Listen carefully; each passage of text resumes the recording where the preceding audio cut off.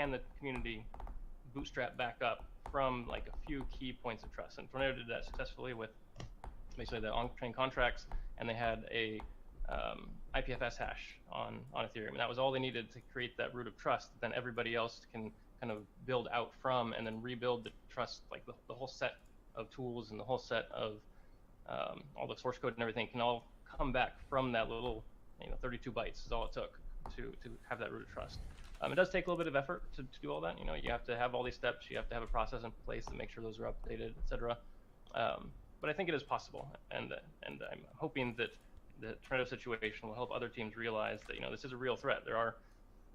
Not all governments are great and amazing, and working for the people that they govern. And at some point, some government may decide to throw all of your developers in prison for out of the blue. And so ideally, you can hopefully. Yo. I think that's the most important piece. I guess one question I have is, what are your thoughts on, like, from a developer standpoint, like how much should this kind of thing be considered when you first design your protocol? Like, should making a protocol that doesn't face the same risks in the beginning? This might be a better stream over here. Because they worked so hard on it, and I was like, "That's great, thank you." This is great. Okay, in retrospect, Rinkadink would have been a fantastic name for Rinkadink. Yes. Main stage. That is the most wholesome and beautiful story I feel like I've ever heard. I love that story. My mom has been a big Ethereum supporter since 2015 when I was getting into it. She was I would call her, every few weeks or whatever, and just talk to her about what I've been doing in it, and so she would follow it. And yeah. Shout out to Rhonda. That's actually kind of a neat idea, and Pooja suggested it as well. Hudson, do you want to? You shared a personal anecdote. Let me see if I can pass to someone else, and just while we're just kind of hanging out, we can the Discord. We have about So I'm streaming this and give everyone a chance to having share a personal anecdote. the chat open up. Sure, that sounds like a great idea. Is there anyone that wants to go next? Just so I'm not putting someone on the spot. Okay. I think I can go next. Like similar to Hudson's story, I have a story of my son, my own son. When I talked to him about that, I am going live on Facebook. In the middle of the night. Let's see how. Let's see how this goes. I have to wake up and join the call, and he was asking me, "Is it the merge call? Like you guys are actually going to have merge? Like you guys have been talking for over 2 years, and are you going to be having this upgrade now?" And I was like, "Okay." Let's see how this goes. What's up, Peter? I can hear you. That's awesome. I love it. Oh no. Hey. Who else? I'll go next. This is from last year. I had started working on Ethereum full time. The chat is better on. And this is stupid. My mom. What, the chat inside the so you're doing blockchain stuff window? And that burns all this energy. Have you lost all your youthful idealism? Because as a young man, I kept talking about. How so? Is that? Are you talking about the one that's like within the Kane's Ballroom open chat? Well, thing? Ethereum is changing to use 99.5% less energy, and she's like, "Oh, yeah. okay, that's okay." This is what the option looks like. Oh yeah. On Discord. Who's next? So it's like either way, you can't really chat and watch the. All right, I'll call on someone then. Huh. Joseph, are you with us? That's interesting. Is my connection better? Pop it out. So if you're on desktop, pop out the the chat and set it as its own window. Try that. And I'm on the left, or at least where the left was in the States, and it's funny. If you're watching on YouTube or Facebook, well, a lot of folks. Dang. Well, that's so dumb. I mean, I don't anticipate that we'll be chatting a ton. Improvements to policies. But I don't know. Maybe we will. Who knows? Using a technology that people didn't understand can also be used for societal improvement. They see it instead as something that's maybe closer to being used for societal escapism. And this is kind of a moment where it's really we could. That would, we'll see. I don't know. So it's kind I'm probably going to be awake for quite some time now. kind of everybody's lexicon where people get that. Also, I am streaming on Facebook currently, and I don't know if there's anybody watching, but it will matter and it will change things, and that kind of. I don't know. I might take it down or something, but yeah. See you, Lawrence here. Yeah. Proof of work miners. Hello. Yeah, I'm gonna head out. But cool. So I'll pass to until 3 or 4. Did Colby speak? Sorry, did Colfax speak yet? Not yet. Yeah, I was just thinking about the story of when I started really working in Ethereum full time about 2 years ago, right before the launch of the Beacon chain. I went to go visit my grandmother. Yeah, it looks like the Facebook she was asking stream what I is was working doing. okay. I quit my job, and I told her I was working. Hey, you know, Christian, welcome to welcome to the watch party. And I was like, okay. And I sat down with her for 45 minutes, and I sort of walked her through like what Ethereum is and what it could be used for and things, and using out her local savings bank and things. And she really got it. And it was really cool. And ever since then, she'll always ask me. She sees Ethereum in the news all the time. She's like, she'll send me articles to be like, hey, Colfax, like I saw Ethereum in the news. Like, do you know about this? Like, I just wanted to let you know. And I'm like, this is amazing. I don't know. It's always heartwarming when I hear from her. She always asks me like, hey, like, does this impact like what you're doing? Like, and she just like really cares so much. And it's so cool to see her engage with it. She's 93 now. So. Yeah. And so, you know, the fact that it kept going. But I was thought Nathan was out there, so I was talking with Nathan. Yeah.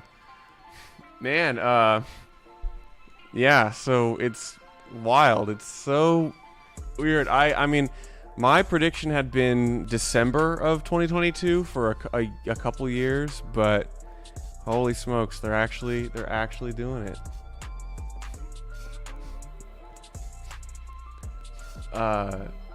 Yeah, I am streaming this on YouTube and Facebook until I change my mind, so oh, you don't have to. Oh, I don't really care. I don't care about language or anything. I just don't want people to, for them to feel incriminated. So, yeah.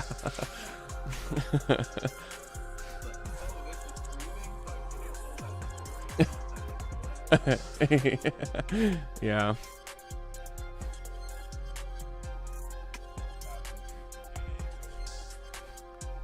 Yeah. We've Hi. I'll be doing a halftime show. Yeah, what would your halftime show be? Oh man, 50-50 torn between ribbon dancing and Poi? Yeah, and poi. Flaming poi. Yeah.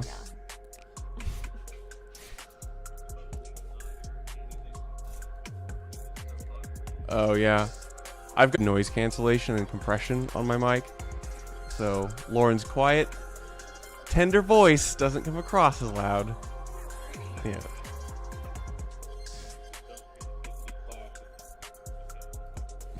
Yeah, I have plenty of keyboards here too. Here, this is the one I roll with. It's the Logitech MX Pro.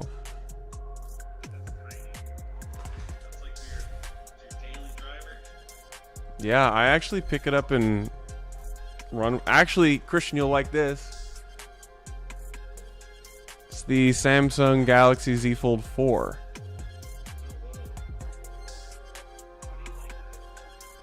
I love it. I mean, I don't know if I'd recommend it to everyone or even most people, probably. It's really good if you're a power user, I would say. Yeah, but I'm also about to trade in that one, the Galaxy S20 Ultra that we both had.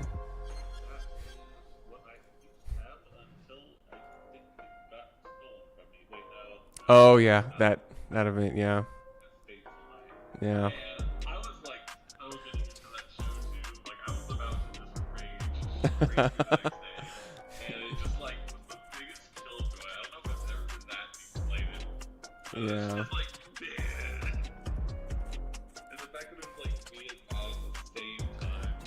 Didn't you say that there were like 60 people who got their phones stolen from that?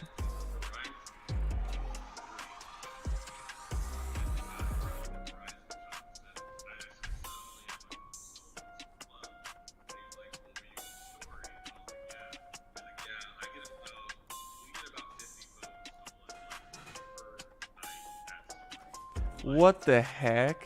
Yeah, just at that particular club. Like, apparently it's just notorious. Like, it's pretty wild. Seems like if that's been a thing, I feel like that's something that they after a while it has to be some kind of inside job or permission thing.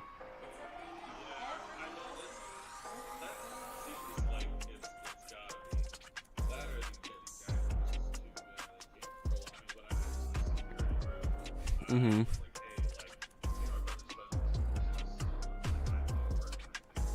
Yeah.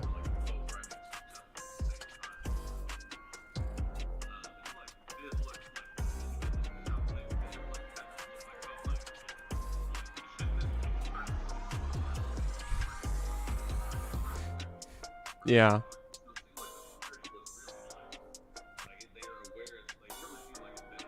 It's the first half in general. I just tuned in. Mm-hmm.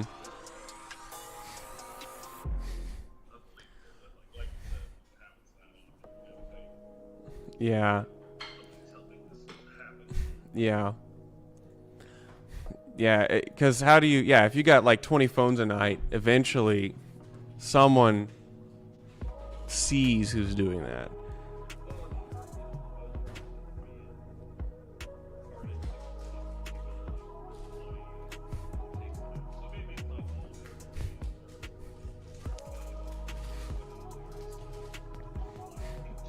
Yeah.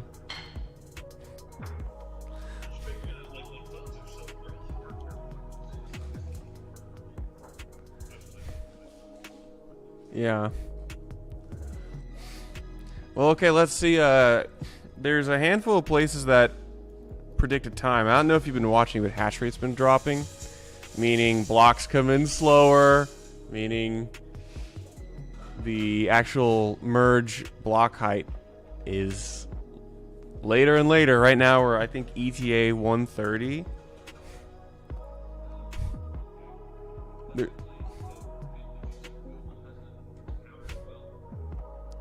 Yeah, so Google's counter, I feel, has to be, because I remember they were wildly off like a couple days ago, and I figured out that I think it might have been one of the counters. It must have been the block native counter or something.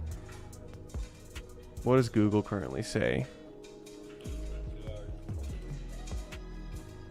So I was kind of 2 hours 4 minutes.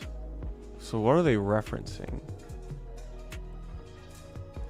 My favorite one to reference is bordel.wtf.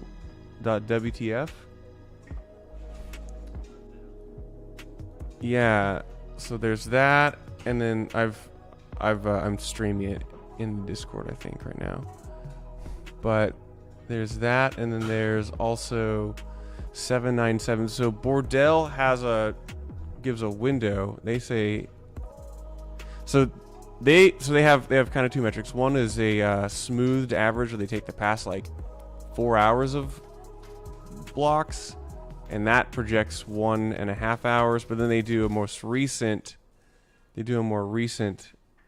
like last 30 minutes of blocks, and then that would put it at UTC 643, which that's 143, I think. And then there's also 797, which is pointing at 109 remaining minutes, which would be a little under 2 hours. Well, anyway. Yeah. Yeah.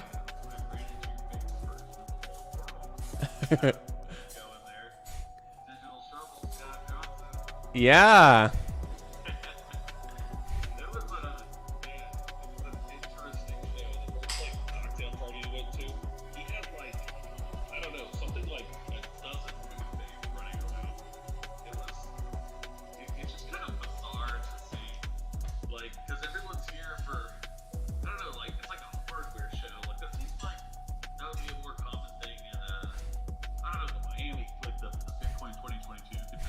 Yeah. But when everybody's here to like look at hardware and like buy stuff, it was just kind of like weird. Well, I figured out where all the containers that I was supposed to that got ahead of me went. They went to a Genesis mining deployment, I think, down in Texas. Yeah.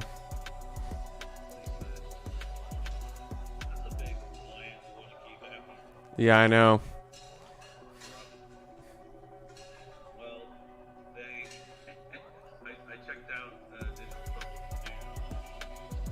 I think they're scaling this thing. What? How big is it? Oh, it's freaking massive. It's probably like, I would think 5 by 1 foot. It's like 5 feet by 1 feet. But the thing, it's only 300 amps, so it only services maybe 48 miners, like 48 S19s or so. Oh, is it new? Because we've got them, which are 48 outlet. It's 300 amps. It's that. Yeah. That's nice. Yeah, well, you probably got a freaking deal on because the freaking these ones, I think they're also medium. My thought is like it doesn't matter like how good the design is, because I'll give them credit. It's they're like most containers you get are not technically UL NEMA compliant. And his are, I gotta hand it to him. But I don't care. If they don't ever show up, then why would I even care if they're, yeah. Yeah. Poor Nathan caved and just gave up on his Tesla truck. Well, I think he did. I mean, he got a dually, right?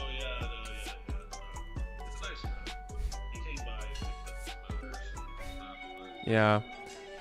Okay, so we got Cole. Hey Cole, are you there? Yeah, man. What's up, Charlie? Hey man, are you in the U.S. or are you in India?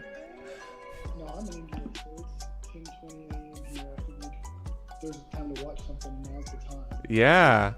Oh, awesome. Thanks for joining. Yeah, I'm watching the kids for the next couple hours. Oh yeah, no worries. But thanks for joining. Yeah. We got Ty. Hey Ty, what's up?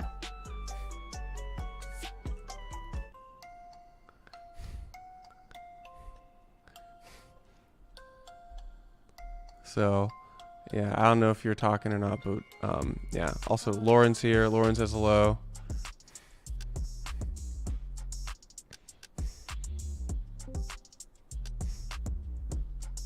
Hey, we've got Binesh. Welcome. I'm a new person in here. I'm a friend of, is that Sarah Fox? Oh, yeah. Friend of Sarah's is a friend of mine. Oh, good. Welcome. Hey, what's up, Sarah?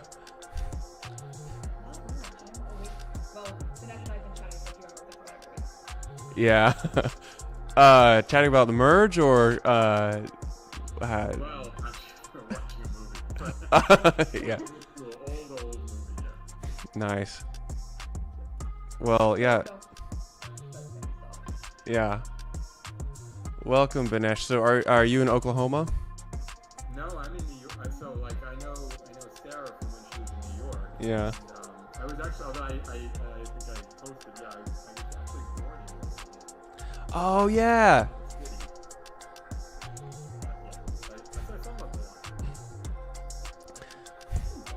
Cool. Well, I will say just for transparency, I'm streaming this to YouTube and Facebook. So you can say whatever you want, but I don't know who's going to listen to it. Maybe the 1 or 2 people who are IRL friends of mine. I don't know. So, yeah. Yeah. So Christian here on the chat, he's an OG. I mean, he's one of the OG ETH miners. So it's a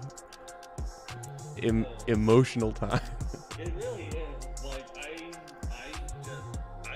I pretty much did again essentially what is my career now. I just build crypto mining data centers. That's all I do. And it all started with my first like GPU, trying to figure out how to make money with the first gaming rig, and I was mining Ethereum sometime in 2015. And it all just kind of went out of control from there. But yeah, one of the sites I built is mining, like it's a massive deep mine, mostly handed over to one of my partners. But it, yeah, I was visiting it today, sort of paying homage because it's like, oh my gosh, this thing has been running for like almost, you know, like 60, and it's pretty wild to see it kind of closing the chapter. Perhaps we'll see if there's anything GPU mineable left after this. This is going to be one of the most devastating things to ever happen to GPU miners from an economic standpoint. I think it's going to freaking wipe out 92% of the market. Yeah. Let's check the Ravencoin hash rate. So, not surprised here. It's gone up. Look at that. From about 2 or 3 terahash to now over 10. Let's check ETH hash rate.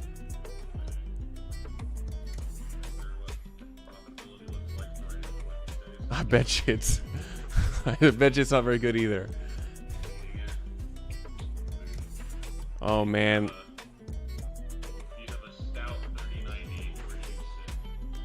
Yeah, okay. Let's pull up miner stat. Let's see.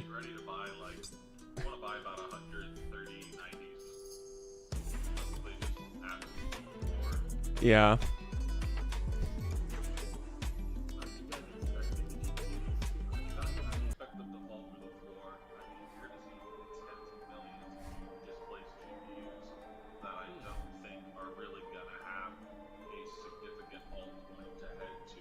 Unless something insane happens where Ethereum just everything breaks and there's a fork of Ethereum that actually gains prominence. I mean, it would take some total freak show incident for GPU miners to not get annihilated, in my opinion, right now.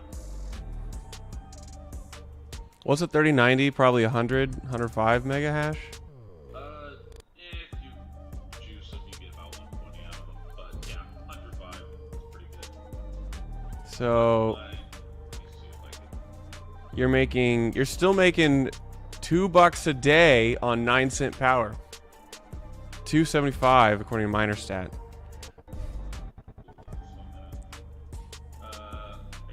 Yeah, miner stat's good. Showing what to mine. So for a 3090 right now, and they put it at 119, it looks like its best option is Octopus making you $1.60.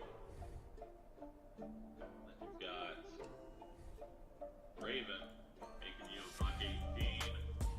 39 cents of profit at 10-cent power, which is pretty average these days. Yeah. Like an average to medium power is looking crazy. Yeah, power's wild. Time to get that natural gas.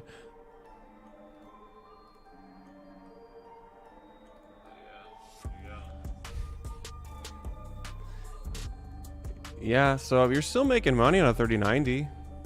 Oh, but well, the thing is, like, I made a spreadsheet at some point about this. It's right now, I think 92% of the market rewards are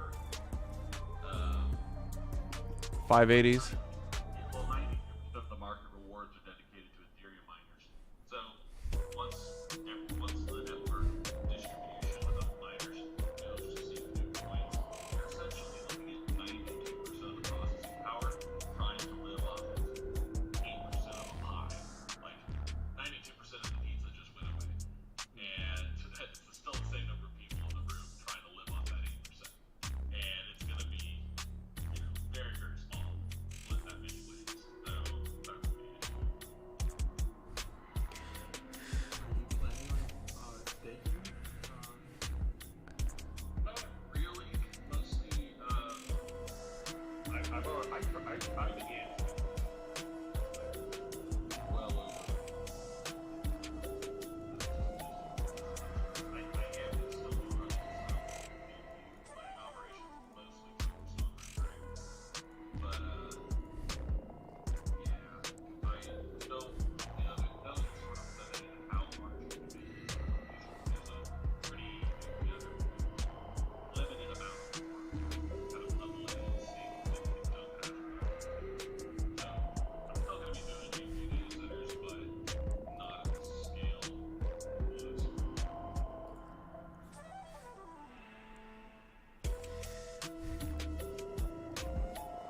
Yeah. Nathan and I were talking about this because, so clearly you'll see the GPU mining profitability just nuke. I mean, even I would just expect kind of even the biggest mines with the best economics just won't be able to make money at all. But, you know, okay, so we're going to game theorize this, right? Because almost every new blockchain that's been launched in the past few years has been native proof of stake or some version of some proof of stake like consensus mechanism, right? So, but with an abundance and of hash rate with nowhere to go, I wouldn't be surprised if we saw a new proof of work chain be pretty easily bootstrapped. And I'm not talking or not thinking about necessarily the ETH forks like ETH Power or existing ETH Classic. I was just kind of trying to think about what might happen.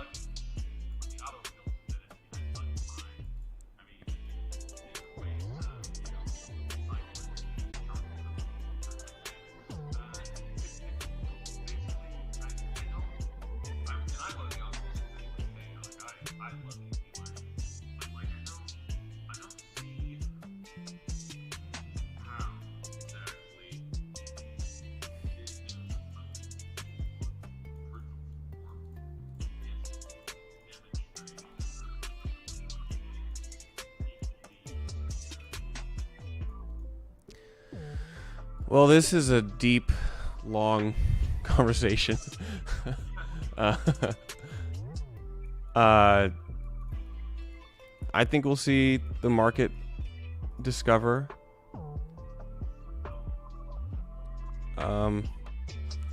My general kind of reductionist response would be that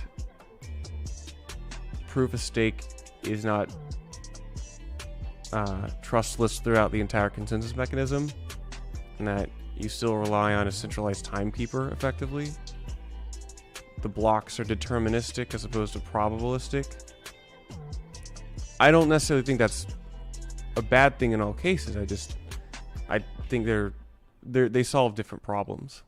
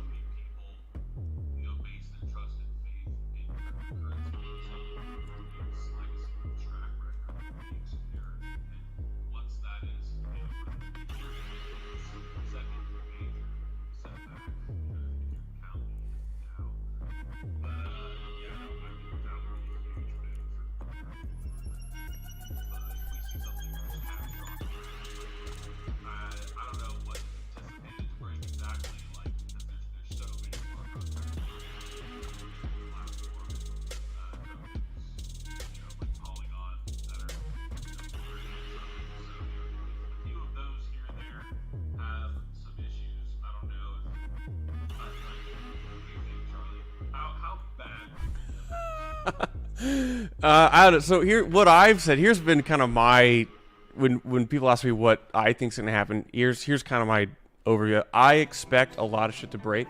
I expect a lot of dApps to break. I also expect a lot of those to be fixed pretty quickly. I think we'll have a merge that will be considered successful. I think it'll be pretty criticized by people who are already going to criticize it from before.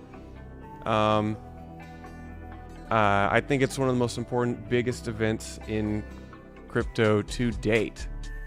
Probably the second. I mean, I would probably say invention of Bitcoin, then the block size war, hard fork in Bitcoin, and then ETH merge. This is probably like just ballparking like the most important things. I think it would have to screw up unbelievably badly. I'd be very surprised if it did, because I think the blocks will still be produced. I think I just don't want to be in the business of like having a ton of money in any of the protocols or the dApps on Ethereum right now, because I have no confidence or low confidence that any of those will survive. And I just like think of like how much stuff is going to be exploited. So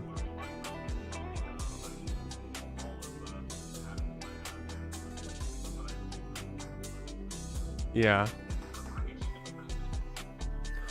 Same.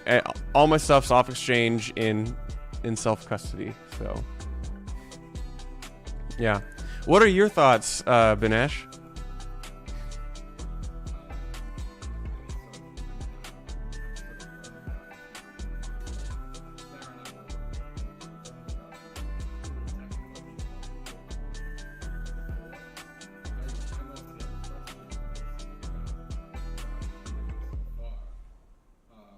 Unfortunately, some of the questions that Sarah and I were digging through are arguably going to be made obsolete with this change. So one of the questions that I had was about uncle chains.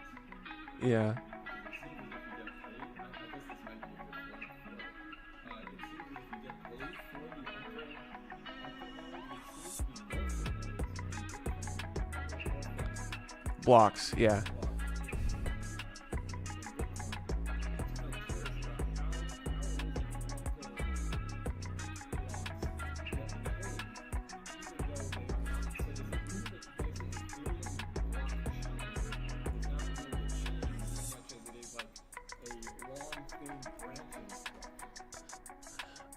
I think so. I actually don't want to answer that because I don't know the mechanics of uncling super well. I'm a Bitcoin guy. I've always been a Bitcoin guy. I'm interested in Ethereum by association and because you can do a lot of cool stuff with it. But I don't know. What do you know, Christian? I've assumed, and this might be assuming incorrectly, that uncle blocks are issued block rewards, which are then somehow deprecated after the block is discovered to be uncle. But I don't know.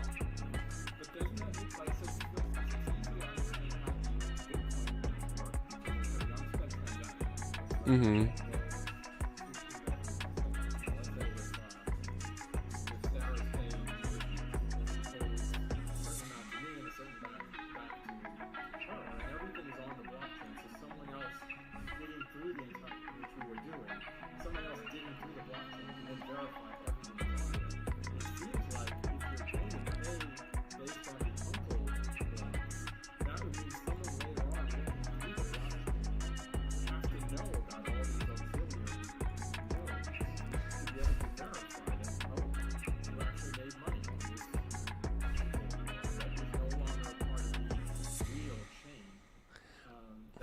I mean, it was really a question that, right, Sarah, that we were having today. Yeah. Unfortunately, I don't know. I'm a big, like, it's my shows what you're doing is like working on it's like so much of my knowledge base is dedicated to like having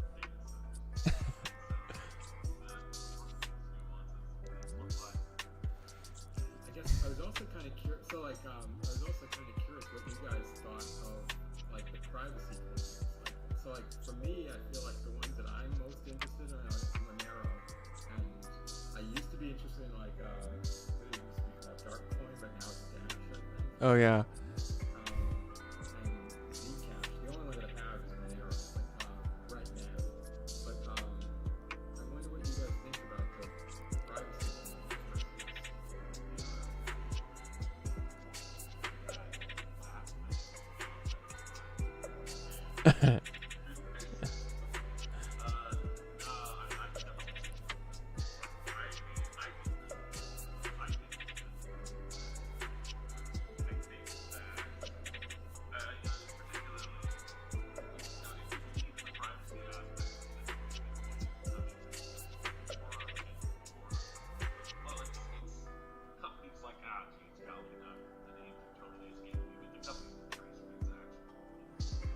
Oh, like chain analysis?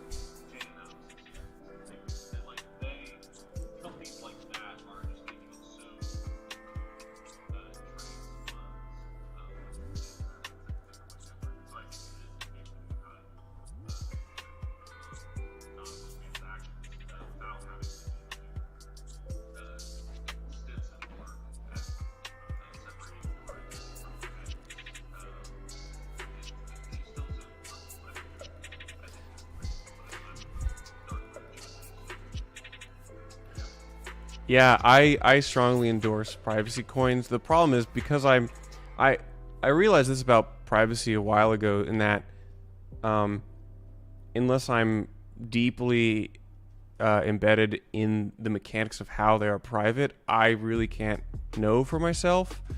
And there seems to be great incentive for the great surveillance groups of the world to try to break them. But I would assume they're considerably private. I mean, Zcash and Monero specifically, because they are the flagship privacy coins, they seem to have reasonable privacy. I think one of the issues with Monero specifically is not how it maintains its privacy, but rather it's just not liquid enough of a it's just not big enough of a market so that with a smaller place to search and monitor may make it easier to watch that. I know the US government had like a big old bounty for breaking or hacking Ethereum, or not Ethereum, sorry, Monero.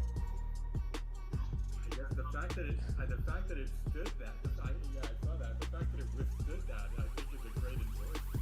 Yeah. If I remember right, their reward was pitiful. Yeah, it was like $100,000 or something. It was like low six figures, and I'm like, you should be offering like $20 million. Yeah.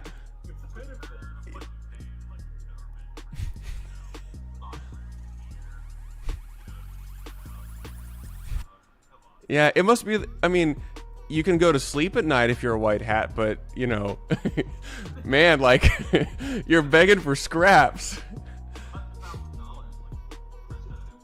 Yeah.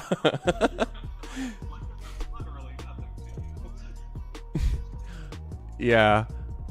I mean, so one interesting mechanic that's happening today, and this is again beyond my scope of knowledge, is the game of minor or maximum extractable value of how blocks are ordered.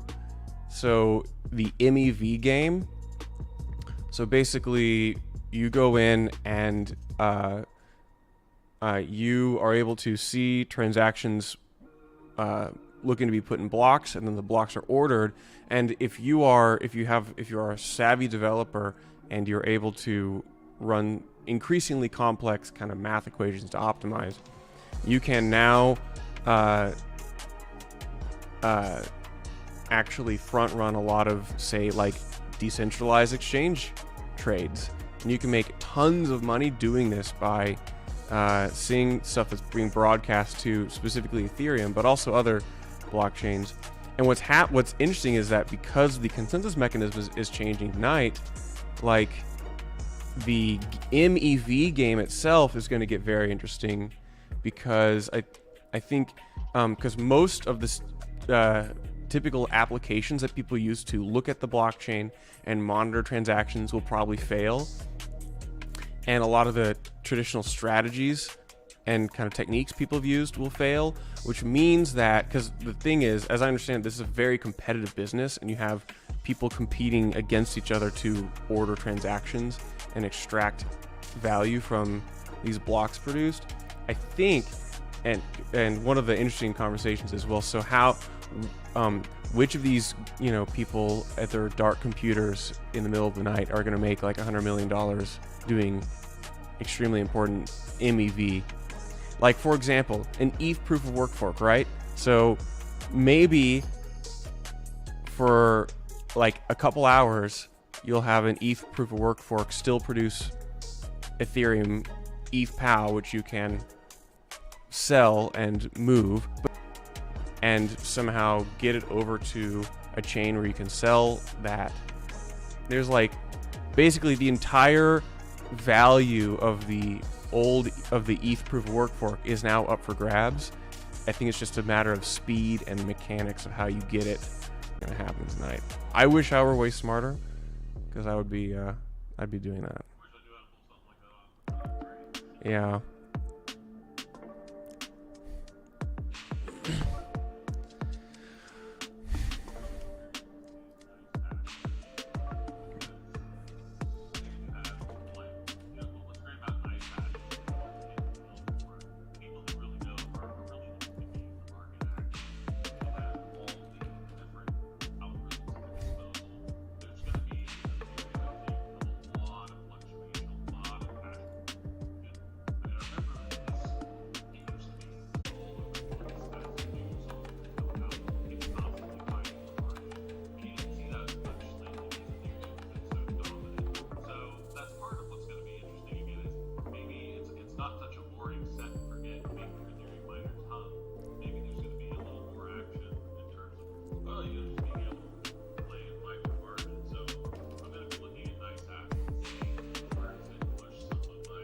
Wait, did they take off ETH hash from NiceHash?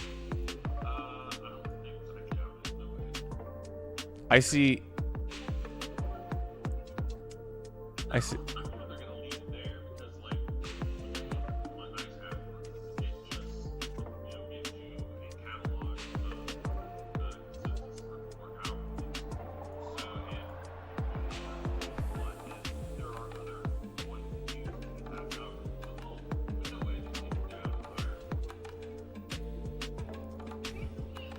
I wonder. Hey, welcome Carlia Jean to the call. Welcome.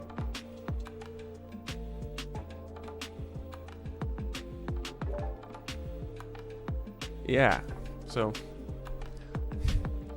I'm looking at NiceHash. I don't see, typically I can just, oh yeah, you're right, I forgot.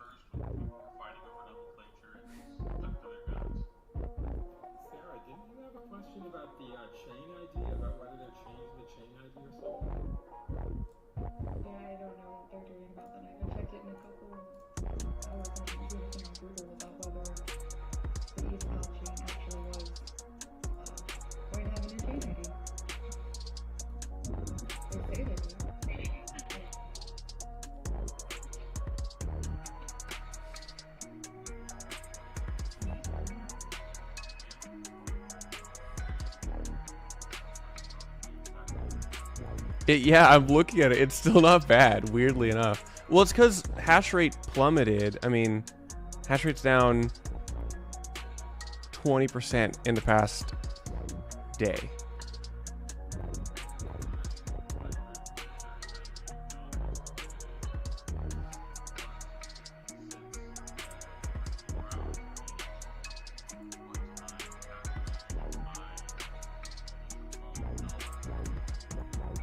Nice.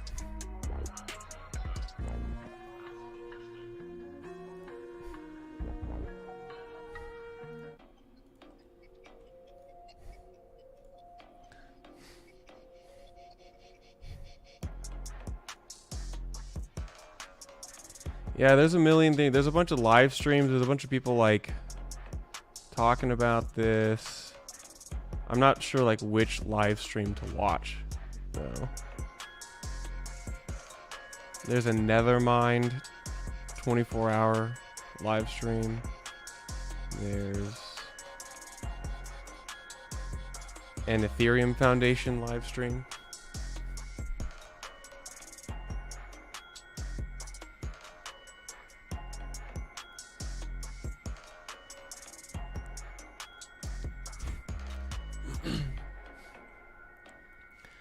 So, Banesh, do you work in the space as well? I used to work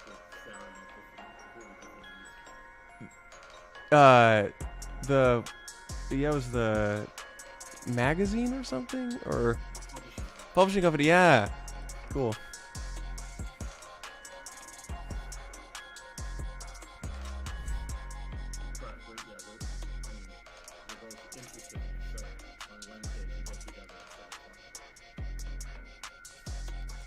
Right. Mastering Ethereum by Anthony Antonopoulos. Yeah.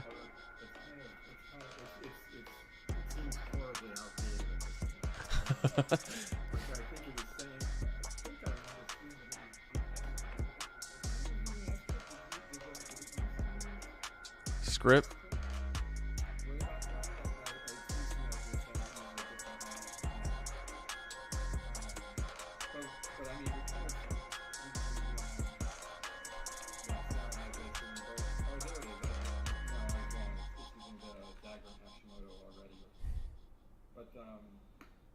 We basically set up a bunch of Raspberry Pis to sort of like, to be verifying nodes, and we had gotten through doing that for Bitcoin, and actually verifying the transactions with ECDSA and all that stuff. Actually checking. The next step was going to be to actually implement the Bitcoin stack. But then we decided to make the Ethereum. Yeah, fun stuff. I've got Mastering Bitcoin somewhere around here. Although the Mastering Bitcoin one seems like a much better book than the Mastering Ethereum. Because like one of the things that I like, it doesn't even say what it was. It seemed as if the Mastering Bitcoin, that was enough for us to go and like sort of understand about the protocol and everything else.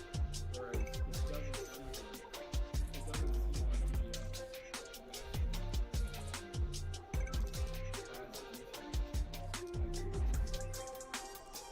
I know he wrote it a long time ago. I mean, he wrote it before the 2017 ETH run. So I think he wrote that kind of early on in the Ethereum story. And again, that was when the merge was right around the corner. And then, I mean, yeah, it's just two different design philosophies, right? Bitcoin doesn't change. Ethereum moves fast and breaks things. You know, I guess they want to move fast and break fewer things. We'll see. I'm not a developer, so I don't have a lot of insight to that side of things. Hell yeah. What NASCAR is on right now, Christian? What NASCAR is on right now? No, I'm talking about, people only watch NASCAR for a wreck. Oh. That's why I'm watching Ethereum first. I'm looking for a crash here. You would enjoy watching the bathtub as well. No, like, when people say they don't like drama, no, I like drama. I want to see this go down.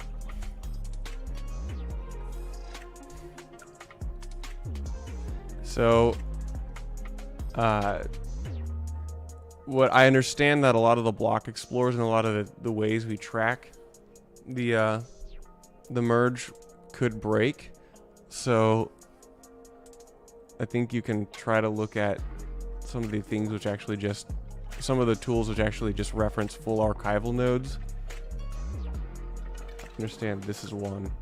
Basically, if a lot of these blocks start turning red after the merge block height, then shit gets bad. So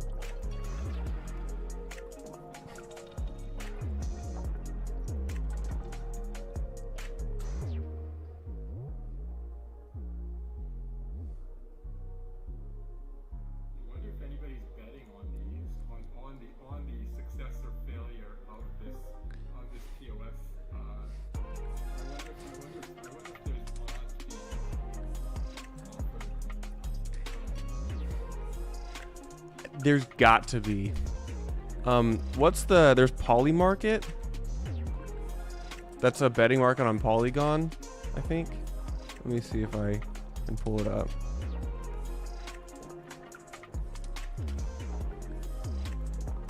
So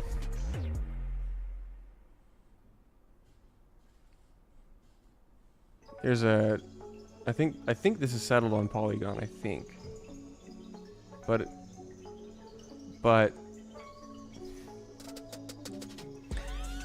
yeah, I feel like the best way to capitalize on the merge is probably with more sophisticated ways than I can wrap my head around. Like, the most money will be made in a way that probably can't be explained to me.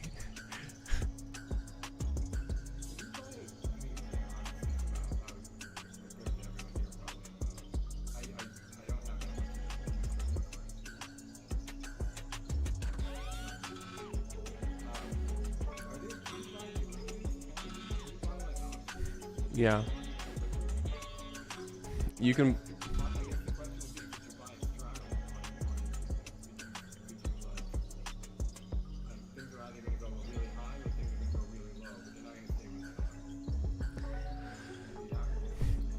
Yeah, you can. I know.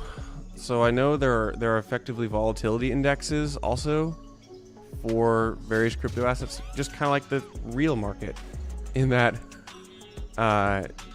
you can even just be in North America. So it's an increasingly dynamic, sophisticated market. I've not done anything. I bought some yearly options on Bitcoin a couple times, but again, you know, I don't really do that much. I haven't really done anything sophisticated on Bitcoin other than DCA.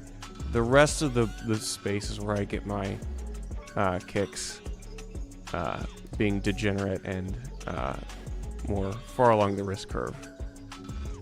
So.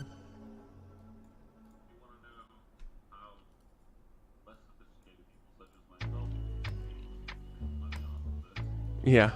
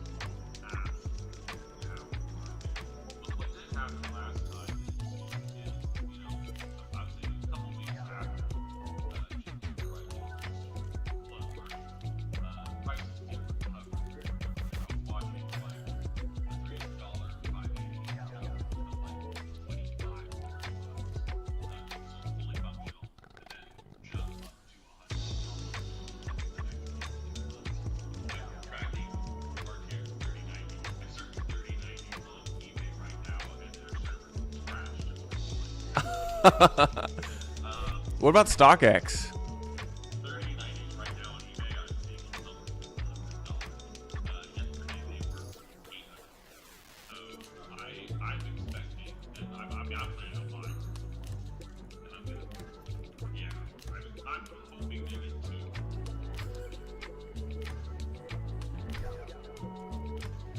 Let's take a look at StockX.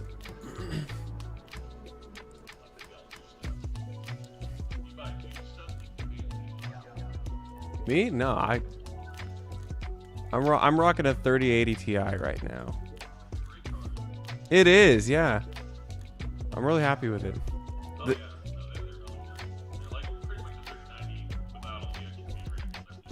Exactly.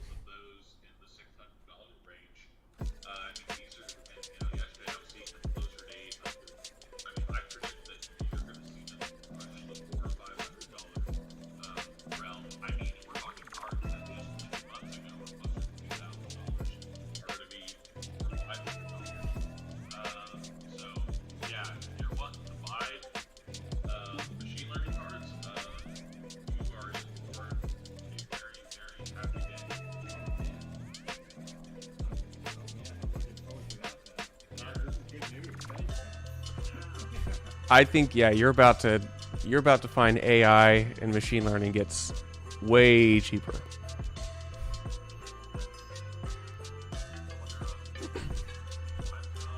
Well, then also Nvidia's got the 4000 series coming out. You have like a syzygy, an alignment of 3 like crazy market events, which is gonna just nuke those 3090 prices.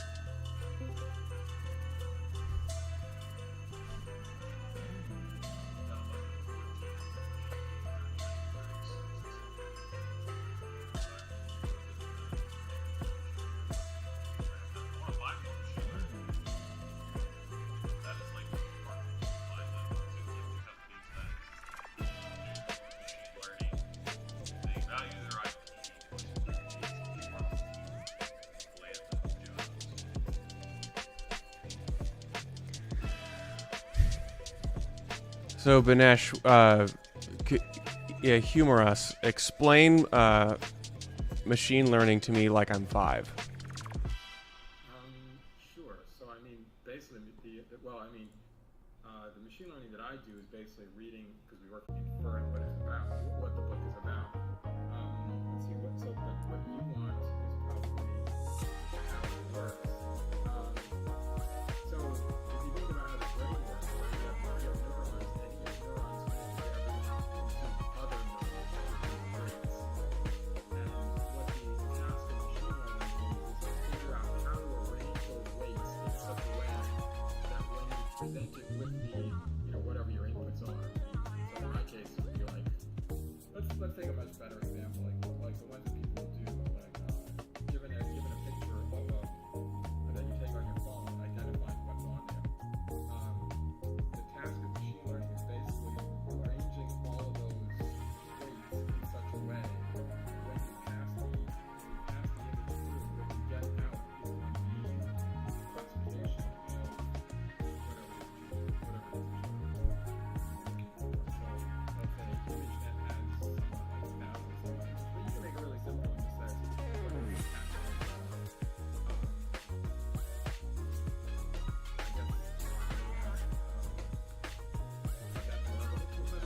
No, I thought that's fascinating. That's really interesting. Yeah.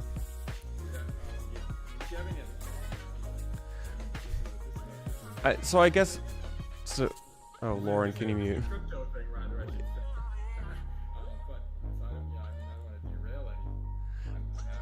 Well, I'm kind of curious.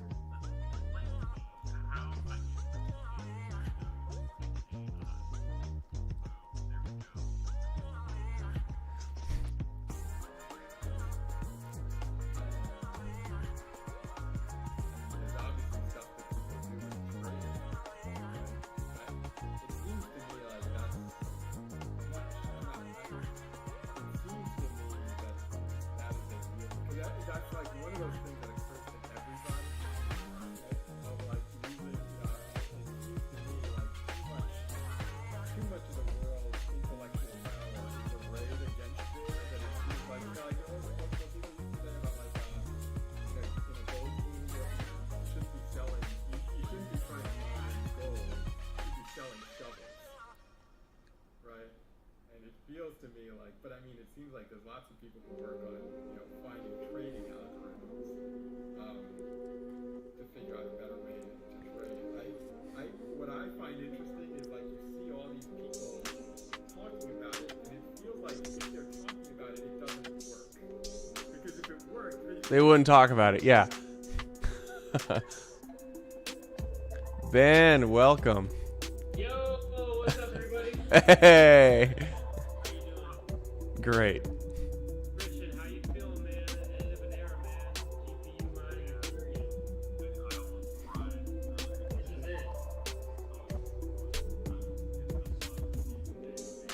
This is it, man. They turned their back on you, man. It's fucked up. I love proof of work, you know. What's fun? I'll find something else to do now on the GPU.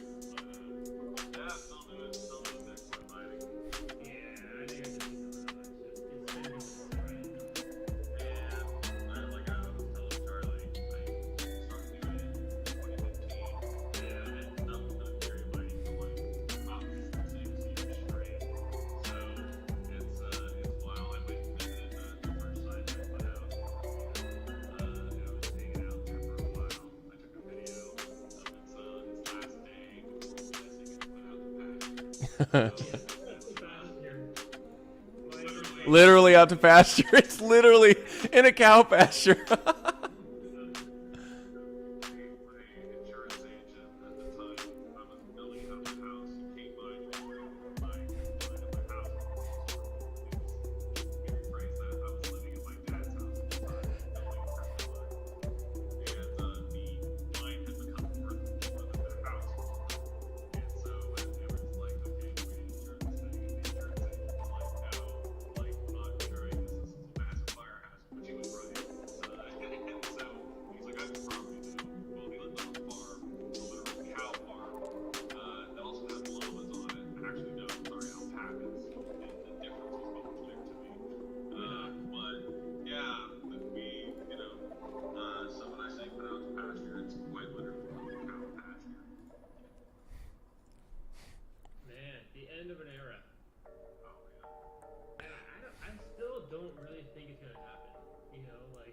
It's so surreal. It's so surreal. It's gonna happen, but I'm just like, oh, it's been pushed off so much. I'm like, we'll see, you know, but it's happening. We were talking about how, Lauren. We were talking about how, sorry, you're not muted. Well, yeah, but my mic is muted. My wife, everybody, hello. Say hi, Lauren. Hi, I'm playing League of Legends. You're not on your Lolo video feed, though. Yeah, this is more important, you know? What were we talking about? Oh, I forget. Oh. Well, we still have like an hour, so we don't want to, you know, run through all the good topics too fast, right? Yeah, give it. Do you guys do rapid fire topics? No, You have to talk I'm louder. just kidding. Yeah. No. Yeah, it's funny because I was playing World of Warcraft today and yesterday, and as I understand it, that is related to why Vitalik started Ethereum, or even got into the crypto space at all, in that he was pissed that Blizzard owned all his digital assets. So yeah, that's the way the legend goes, apparently. For me, the first time I was excited about Web3 when I bought ENS. And that was like a month ago. But I was like, oh, I own these Well, so this is interesting because, like, a lot of Bitcoin maxis hate on things that are not Bitcoin, but I mean, if we want to do an exegetical study of Satoshi's, writings and words, Satoshi themselves gave a lot of feedback and showed a lot of interest in what would become Namecoin, which is effectively DNS on-chain project. And to me, that's really, because everyone got really excited about NFTs this past couple year, and I thought, I mean, those are cool. NFTs as they are demonstrated in just the pictures tend to be extremely cultural focused and more of a culture movement. But NFTs as it pertains to just specific locations on a blockchain, that's fascinating to me. And so that's where I look at ENS, and I don't know if those are the .bizes or the .coms of the on-chain DNS equivalent, but I think. You own a domain on GoDaddy and you want to transfer that, it's a bitch. Yeah, the IFPS or whatever. Yeah.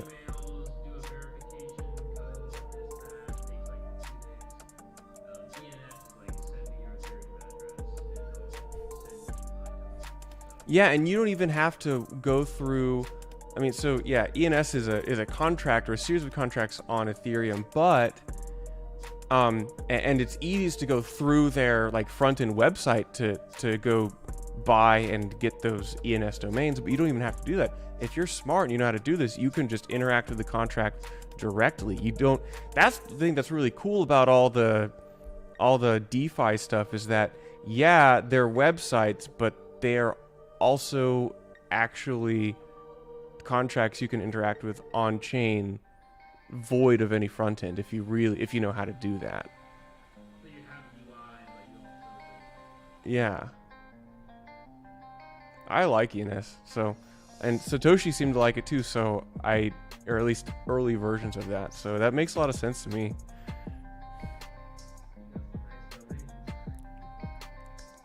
Yeah, if you live in Tulsa and you oh yeah, I connect them all to my personal cbspears.eth so that everybody knows who to call.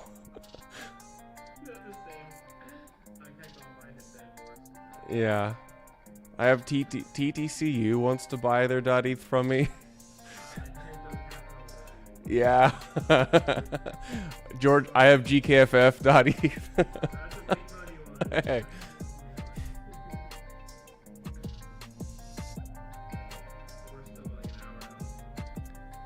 Yeah, let's do a reprise of like the time. Does anybody have any insight on what timers and estimations are probably the most correct? I'm gonna check the one you posted in crypto. So An hour still. yeah, so different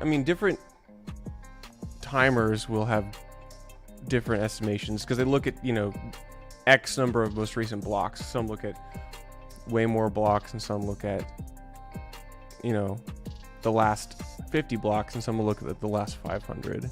We got 267 remaining blocks. That is known. With an average block time of what? 7 seconds? 15 seconds? It comes down to difficulty, right? It has to be like 58 quadrillion. Yeah. 750.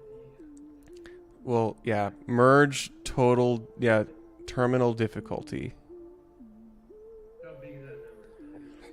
I'm highlighting it on my screen, but you can't really read it.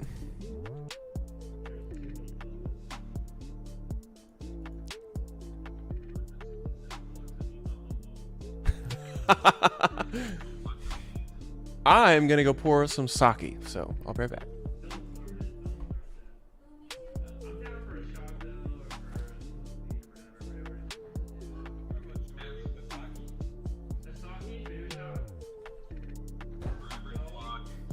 Every block. Dang,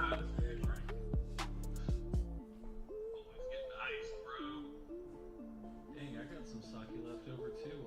I guess I'll join you guys.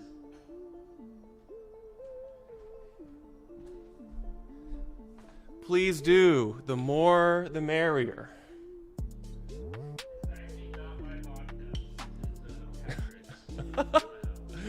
Yeah.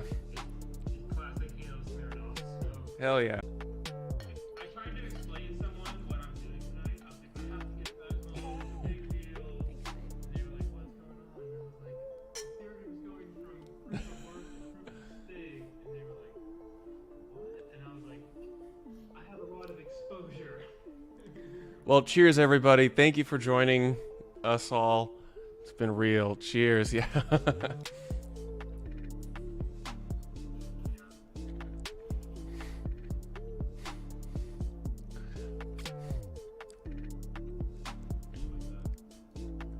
$249 blocks. That's probably easier than the one that Christian was trying to do. 249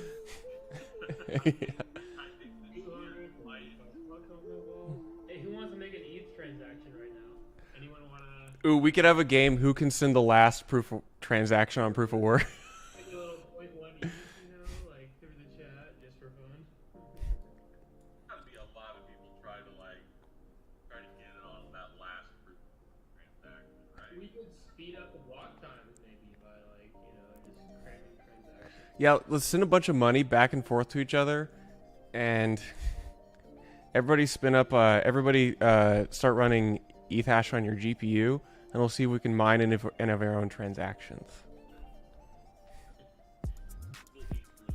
Yeah. Is there? I don't know why I haven't thought of this before. Is there like an OP return equivalent for Ethereum where you can send a message with your transaction? I'm certainly there is, but like with Bitcoin, you can, when you broadcast a Bitcoin transaction, you can also say, "Hey, it's me, Charlie Spears, Charlie rules, Lauren drools," like that kind of thing, and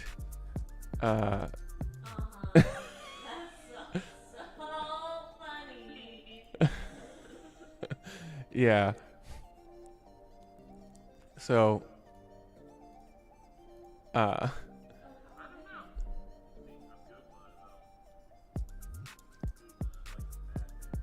just seen metadata in like the ENS stuff. yeah.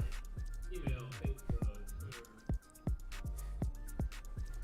Well, even though you said you were doing that, it always seems to have a server.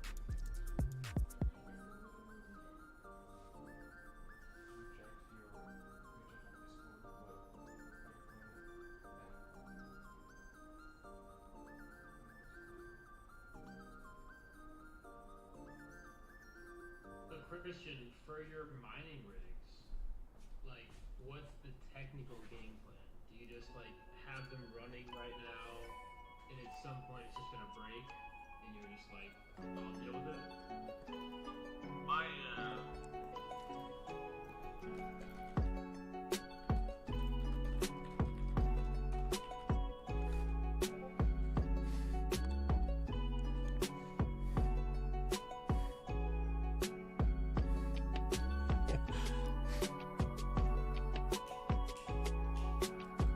I think Christian froze. He had to go figure out his strategy. Yeah. He's has to blink eventually. I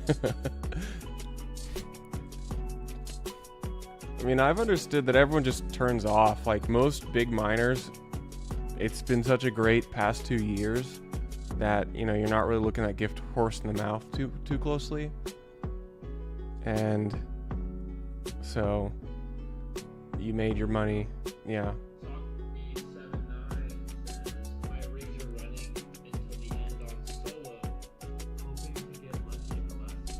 Oh man, yes. Imagine solo mining the last proof of work block. What a flex. Yeah. Yeah.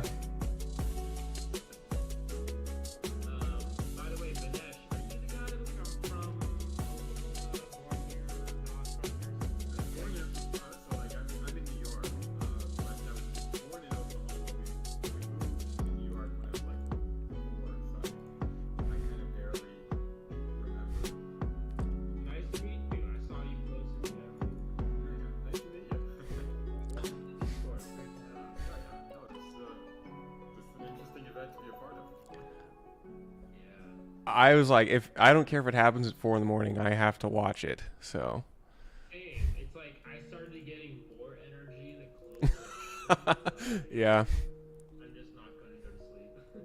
ETH hash rate is dropping off a cliff, 750 to 730. It's going to be exponential. Like if it keeps dropping, then eventually it might not we'll never get to the target block length, right? Yeah. I mean, I know they've hard coded the the difficulty bomb effectively.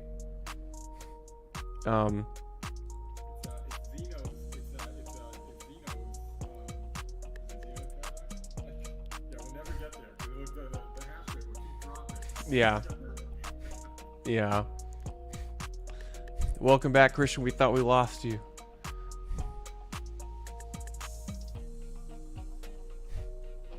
Now you're muted. Oh, now we got you. Hey. Yeah, so now most of I already got rid of most of my tricks like a year ago. But what I do have, I am a lot of rendering lately on the render party. So nice. For the most part. So all my rigs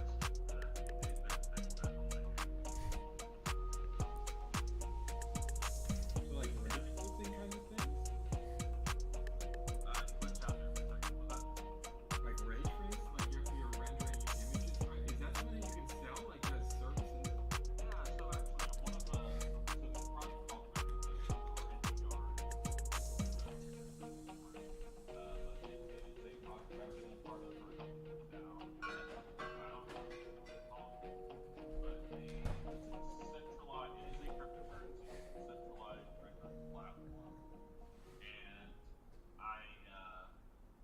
they do a lot of rendering for Marvel just to build actually. So essentially the way that project works is the render token client, run it, and the machines just accumulate renders as they render the frames or films, and not just film, but any artist can work with the network. But I've done that, and I've also done just directly like business to business, like work with artists and studios. Some studios actually use my office film power. Does filter need a lot of work with a lot of oil and gas firms in Oklahoma. So there's a lot of rendering, like ray tracing work going on. So that's something I broke into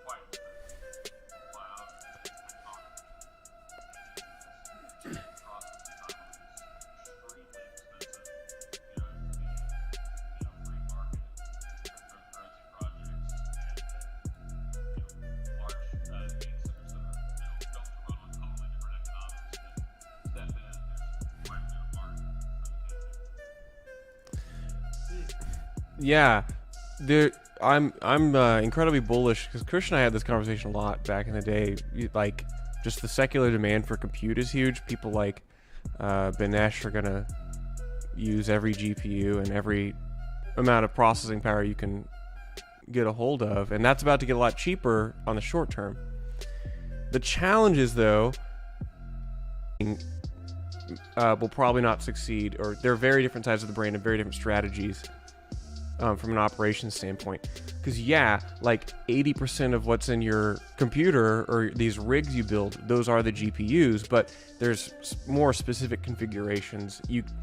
The difference for like GPU mining is Christian can go put a bunch of containers out in a cow pasture, and you can do that with other types of compute. It's not just as raw or brute force, though. It requires specialization, or maybe even on the business model side, you need somebody on the deal flow side. Whereas with crypto mining, you have a market who's going to buy no matter who picks up the phone or answers the email.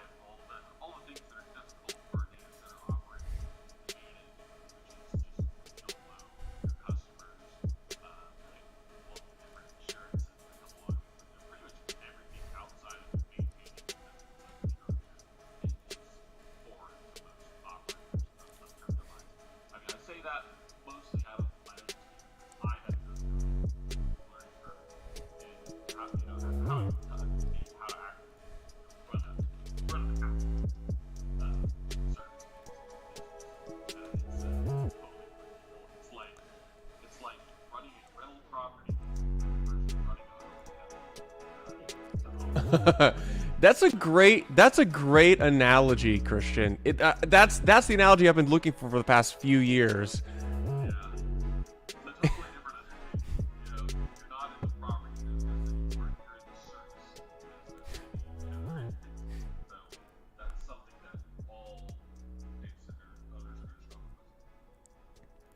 Well, if anyone needs salesmen, quick shield.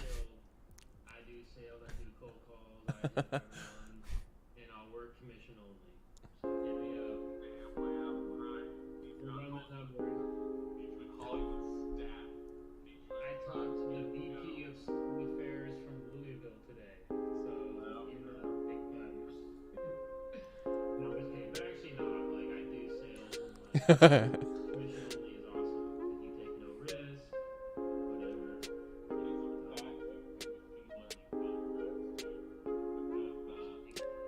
I feel like we know a guy. I'm just kidding. I'm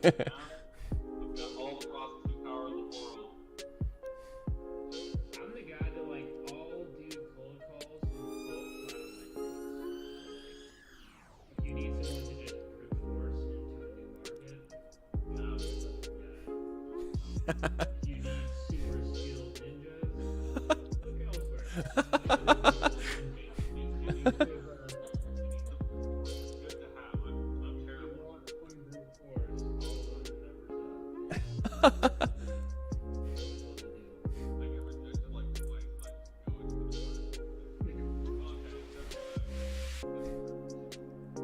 That's why the only rejection you take is getting uncled when you mine a block. I believe the sales gods will give you luck the first time you try a new protocol, and then just railroad you for like 2 weeks straight. So like you get enough hope in the beginning to be like, oh, this is really gonna work, and then you just get fucked. Oh yeah, this is really difficult, and it's a never game, so it averages out. 2% conversion. That's pretty good. I was talking to the Compass guy, Curtis. Yeah, Curtis Harris. I was talking to him about like, what is your success rate in, you know, when you evaluate a mining location, like of how many deals a year, how many of them pan out? He said about 1 in 500. So like that, like for me to attend 500 meetings and actually like do the due diligence, just the mental energy required to do that 500 times for one success rate, I cannot fathom the people who are able to do that. I'm just not built that way. That is painful. Yeah. My cold calls are like 1 to 2% of dials. So I, 100 calls, you book 1 lead. I think I could do that in like a text. So my first, I wouldn't call it business. It was like a hustle. Is I created Team Fortress 2 items. I don't know if you're familiar with Team Fortress 2. But I did that full time for 2 years. I paid my way through you and paid like everything off of the video game items. And I made like okay money for a college kid. I was making like 30, 40 grand a year or something. Yeah, I was like, I think I was like 19 or 20. And that's actually what got me to do crypto and Ethereum mining as well. But I would just, I built a bot to like mine everybody's data and all their items. And I had 100 Steam accounts at once. I had a 4-monitor setup, and I would just be spamming, like deal making all day, every day, trading for different video game items. And yeah, I had like a whole bot system to automatically add friends and queue up contacts. I had like just a pitch that would auto play, and then I would only interact when I had a live one. Oh yeah, that's where it all started. I was just like, I was all about working 16 hours a day to like make crap money. I'm still there. I am streaming this on YouTube to my personal YouTube.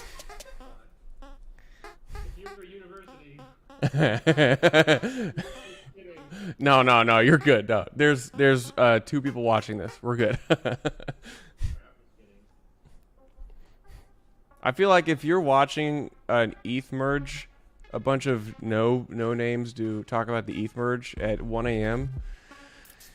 You get it. You're a good actor. Yeah, yeah, you're on our side.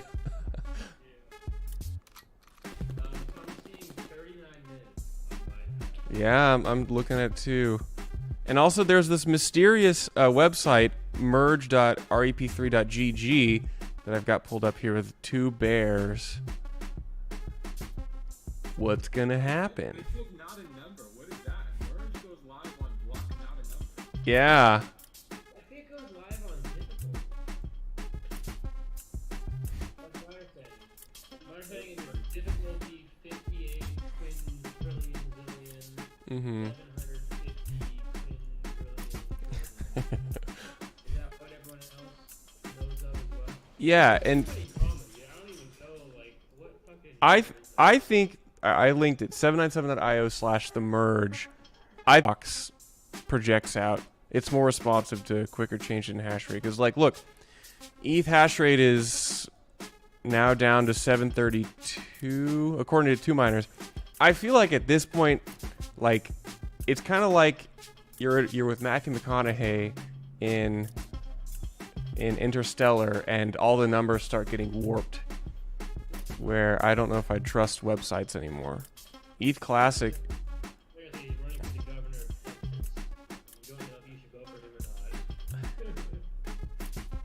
I mean, what is it? Him or Greg Abbott? I don't know.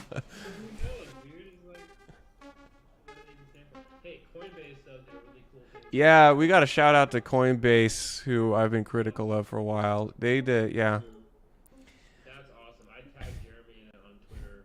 I was like, he's in the forward party. Jeremy, I don't know if you guys know this. He's the interim state lead for the forward party in Oklahoma, the whole state. Which I was skeptical about the forward party. I was like, UBI is kind of dystopian, but apparently they're not actually into UBI. They're just like, we're not Democrat, we're not Republican, we're pro-crypto in some ways. So besides that, no more politics. But the Coinbase news was kind of related to politics because, Coinbase like integrated into their direct in the app breakdown by state of legislation and the who's, what's, when's, why's landscape of crypto legislation. And they have 100 million users, which is a quarter of the US population. It just blows my mind because yeah. Literally a quarter of the US is now informed on their local representatives. Yeah, or it just my big beef among many with Coinbase has been just I've had a huge issue with consumer education. I felt that, and it was quite predatory for new asset listing. That said, this is a breath of fresh air to see them. Well, I want to be sensitive because a lot of us here on the call have worked in the space. I want to be kind about that. But yeah, Coinbase would list literal shit coins and shill it to people in app and be like, hey, come buy pumpkin coin because it's fall or shit like that. And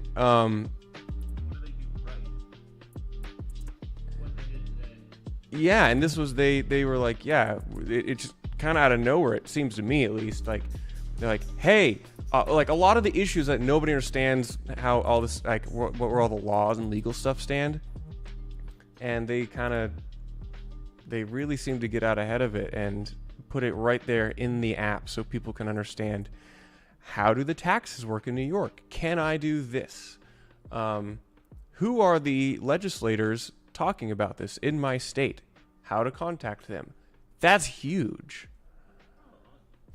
Yeah, so I was talking to Jeremy at the Bitcoin meetup 2 days ago, and he was saying that the midterms, no one cares about crypto, but the next presidential election, 2024, crypto is expected to be a huge issue. So it's whatever presidential candidate on the Democrats and the Republicans, crypto is going to be a topic. So it's important to educate people now about what does your representative think about crypto, what do you think about crypto, and Coinbase, what they did today, just made that very simple. It's kind of like a UI update, basically. But I think what we can expect, within 2 years, crypto will be a mainstream political issue that people will have opinions about, and you can vote out leaders. If you're hey, you're wrong about crypto, you can vote them out, and then they'll all come on the right side because of public pressure. So that's kind of the goal. People will be more educated. Has anybody watched Bill Maher and his take on cryptocurrency? No, what do you say? Link it or yeah. Every time I see somebody on TV, like a comedian talking about crypto stuff, I want to throw something at the TV. Talking about how these nerds invented mining, and they are I get the impression that he thinks there's elves or something that are mining coins, and it's clear from the way he talks, he has no idea what mining is, right?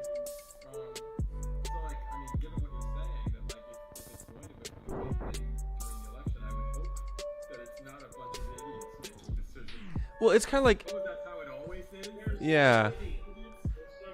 I mean, you remember how? Do you remember like there was like the social? They brought in the titans of social media and tech a couple years ago, and they did all these hearings for before Congress and stuff. And even then, these are septuagenarians, or however you say, somebody who's like 100 years old, asking the most asinine questions about things that they use daily. I mean, can you imagine something which is even more abstract and arcane, such as cryptocurrency? And I just believe I would rather take a person who is educated and knows what they're talking about, who just strongly disagrees with me. I would much rather have that person, or try to engage with that kind of person or politician, than someone who has absolutely know what they're talking about, and maybe be on my side. It just frustrates me so much. There's those videos of newscasters in the 90s talking about what is email, and that's kind of cute and it's fun, but at the time that wasn't it didn't impact a whole lot of people's lives whether you knew how to talk about it or not. Like, now you have a considerable, it's like 20% of the American public owns cryptocurrency, and so much of what that even means is just not even resolved. It's very unclear what the future of sending and receiving is going to be taxed. Is going to be like.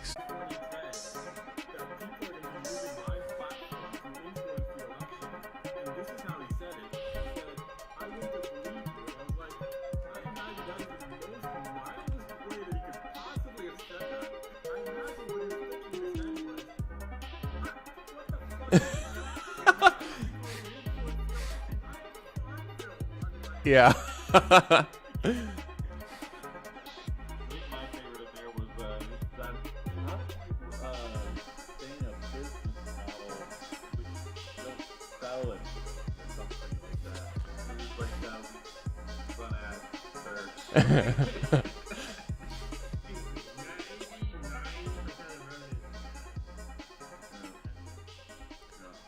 The greatest stock trade I ever made, I guess this is recorded, but whatever, was I saw it was like the mid 2010s or so, and Facebook was not yet fully adopted on mobile, and the big question was, will they be able to monetize it well?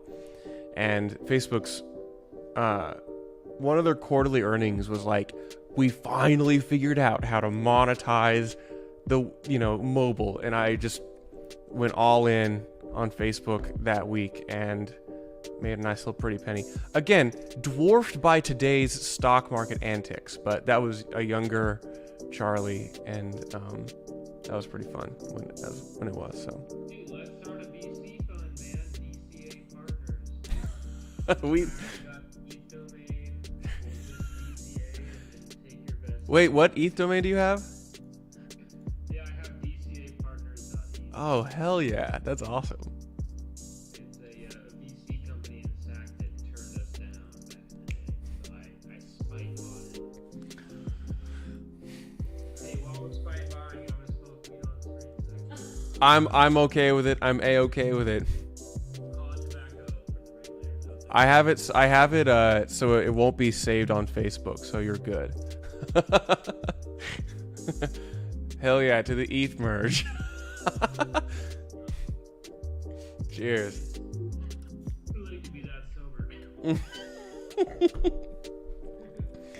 I'm thinking of all the ETH devs who are getting really, really fucked up right now, who are gonna get desperate phone calls in an hour. Yeah. Hey man, we have $300 billion trapped in a smart yeah. Yeah.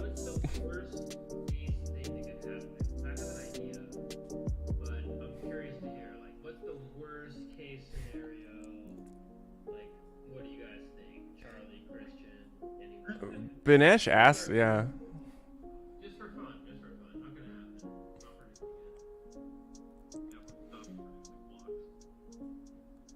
Not That's not the worst thing that can happen. I would agree. Worst thing that can happen, blockchain stops. And they have to Solana it. If they have to Solana it, that's bad. Is it possible, and I'm very naive, very unintelligent, is it possible that there would be like a bug in the blockchain where people could bridge to like another network and actually cash out, and then they would realize it and have to do like a rollback? Is that a possibility? Are you talking about like some kind of inflation bug where they bring I'm kind of making up like a oh yeah. I don't know why bug. And I'm like, what if there was the merge happened and you sold your ETH and bought Bitcoin instead of the cold storage through some bridge, and then ETH was like, oh, there was an issue, we're gonna roll back to like pre-merge. Is that possible, or am I just like fan fictioning some like Bitcoin maxi, romance novel? I mean, like, it wouldn't be the first time Ethereum had to roll back to pre-mint. So, get out there. Mid-rollback. Then you double your money if you have ETH. I think it's gonna go pretty much well, but it's just bizarre because it's been pushed off so long that like I'm so cynical about the ETH merge. Just over and over been a cynic, and it's hard to accept that like it's happening tonight. Yeah. I'm ready for it. Let's do it. Let's see. Worst thing that could happen, that consensus is lost, chain tip is lost, blocks aren't produced. That's worst case scenario. If they have to roll it back again, I mean, that kind of invalidates almost everything that Ethereans have said is valuable about ETH. But I would expect a lot of replay attacks or like man-in-the-middle attacks. I would just assume that's going to happen. I think the question is it going to happen on a small scale, or is it going to happen like widespread across the whole ecosystem, and for how long? These are just kind of some things that come to mind.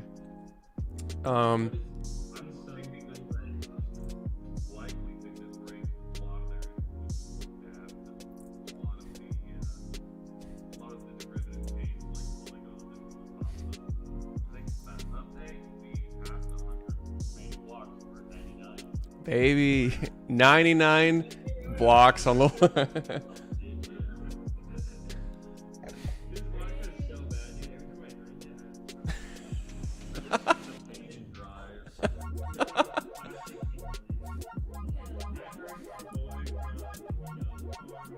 yeah. We are in a bear market.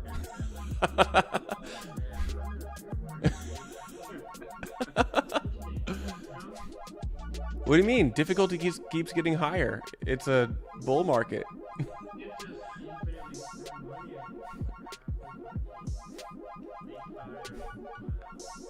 I have kind of an inverse take on the whole like opulence during a bull market approach, because I think for most people, and myself included, actually selling to your cryptocurrency for cash is such a challenging thing. Many of us, most of us fall prey to, it's going to keep going up forever, even those of us who've been through the cycles many times. But actually being opulent and spending from your crypto balance, even if it seems frivolous in those peak moments, actually is a mechanism for you to sell more at the top. Now, you should... Yeah, now, that's obviously half the story. We very publicly bought 10K of Bitcoin at $50,000. Cheers, man.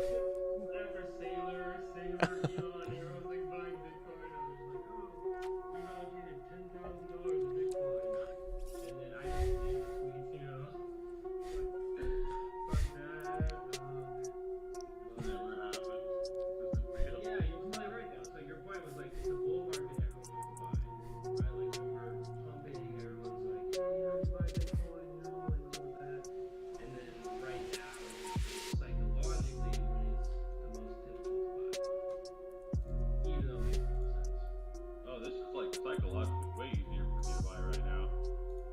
It's the smartest time to buy. I tell everyone to ask me about Bitcoin now. I have people ask me like, is it gonna go down to like 12 or 14? I'm like, maybe. At this point, it doesn't matter. I say 18K, maybe 15K. Hey, you said a couple months ago you were one of the ones who was most insightful to like, you know, going down below 25. Yeah, it depends on what side of the bed I wake up on. Yeah. Yeah.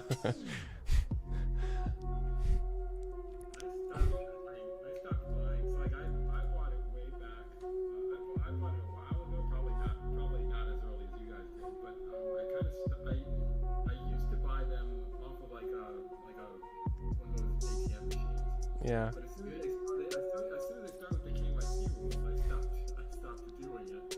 Oh, I know KYC boy right here. Let's go. Hey, respect. As soon as I start with the KYC, so like basically these days, like when people are like, oh, Bitcoin is so volatile, I'm like, is it less than $240?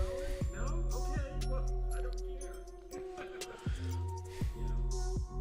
That's why I don't buy privacy coins.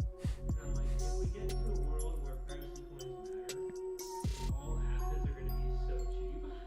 You know, I'll just buy a million Monero and all fucking ending.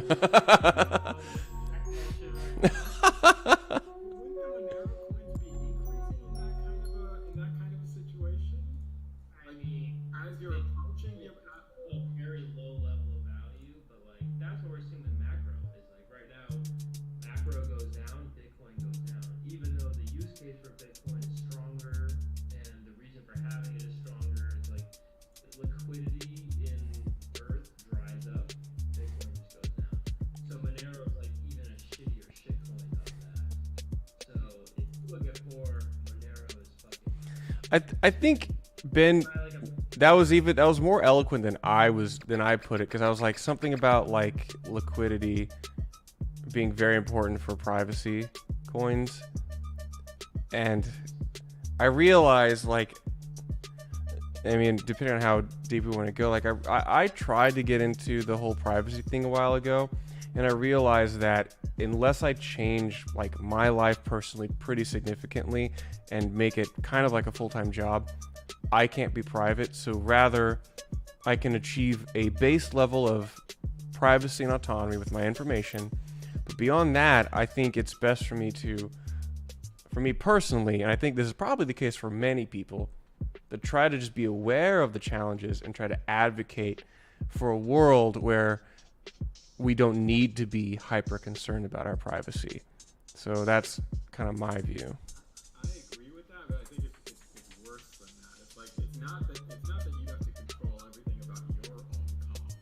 It's that you have to control everything about other people's comms. And well, that's what I realized, Banesh, is because I switched from Apple to Android, to try to do the custom whole like Graphene OS, like everything. But then I realized, like, okay, now I can't even text people because I can only text other people who have their peer-to-peer messaging. I can't call people. If they come see me, their phone will track them and know that they're talking to me. And like it, and yeah. So like, then you get into like, well, then I'm also a real person in like county and state and national ledgers and registries. Now I have to go into like secondary and third order effects of like masking my, real physical footprint. So I realized, like, okay, just embrace that. But now I have kind of a positivist attitude where I'm like, well, I'll try to be aware, and I'll try to. Some people will be very good at the privacy thing. Hopefully, I can be a good public advocate for a world and path which is not so dystopian. I don't know. We'll see. I think different personalities are better at good things. So. I got on a soapbox. So many ways that information is leaked. Like keeping track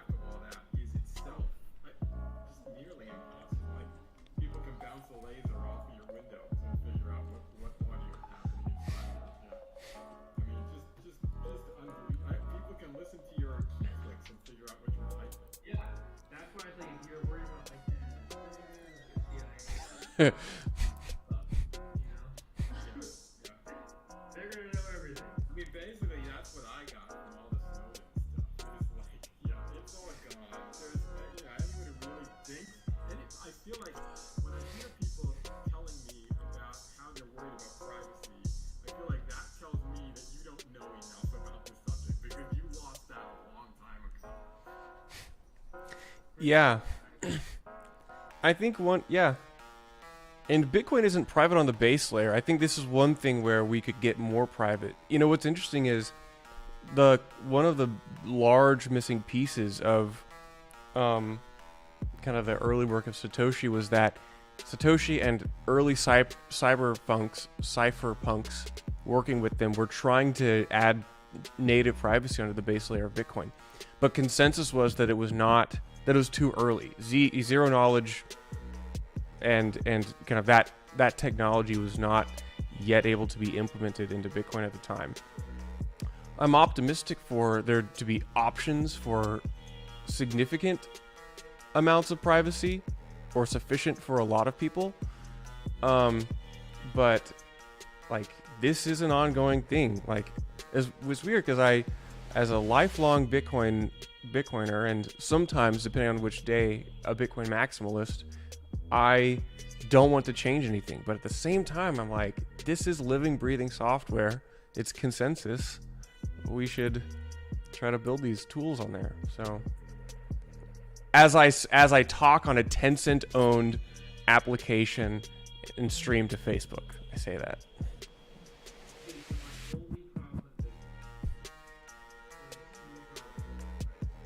Yeah.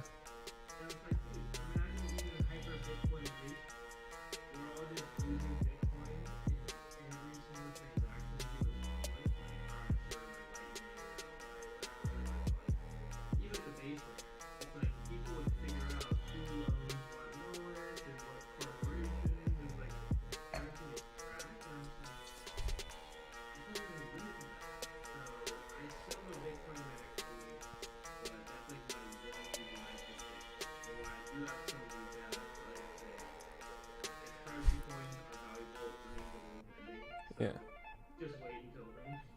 Yeah, I think. That's interesting. Yeah. What do you think of Zcash versus Monero? Since you said that you have Zcash, what are your thoughts on that? I like both of them. I feel like Monero is more hardcore, just more like no pre-line, looking for the heavy metal, badass, sound money. I respect that. With Zcash, I just like the brand. I like the style, like the fucking foregone Bitcoin. That's more emotional, so I have both. I feel like both are not valuable unless the world's like ending. And in that case, buy at that point. So that's why. Do you think it is that like it's? I mean, I feel like famously a lot of technology, like VCR, the internet itself has been driven by porn, right? Like, I feel like cash is dying. I don't know about you guys, but I basically never carried. Yeah, cash is. Yeah, it's gone now. But I feel like people want to buy their, prostitutes and guns and drugs with something other than, I feel like they want anonymous kinds of, I don't know. I mean, I guess I'm betting on human vice. I mean, it has been a bull market for human vice for millennia, so I think that's a good bet. I think part of how sound money, what's that guy's name? Yeah. Yeah, Saifuddin Ammous.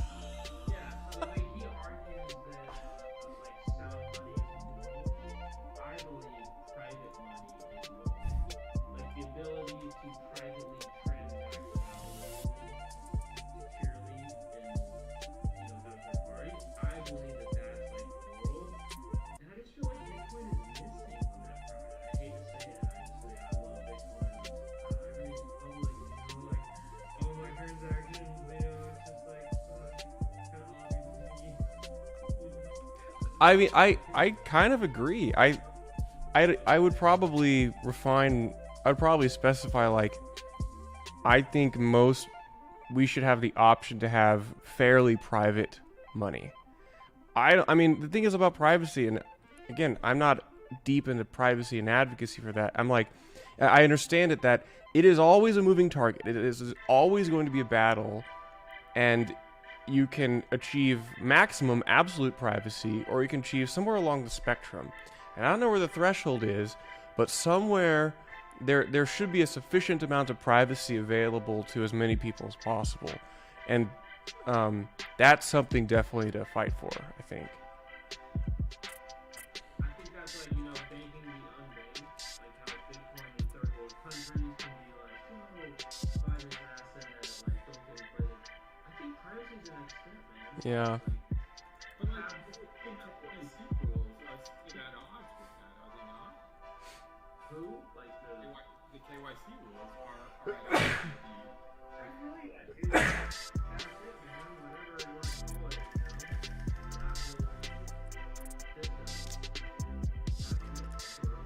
Yeah, I mean, I really don't. Yeah, I think KYC, especially domestically, is too far now.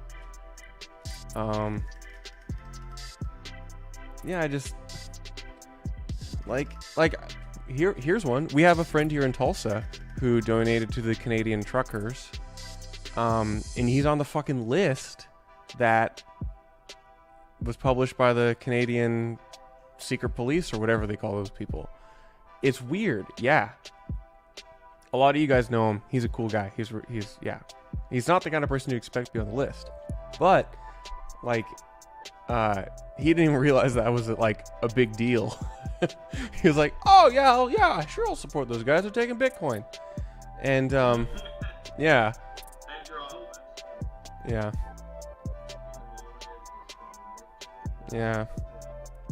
But the thing is, like, that's less of a concern. That's not really a big deal, but it's a harbinger of what's to come.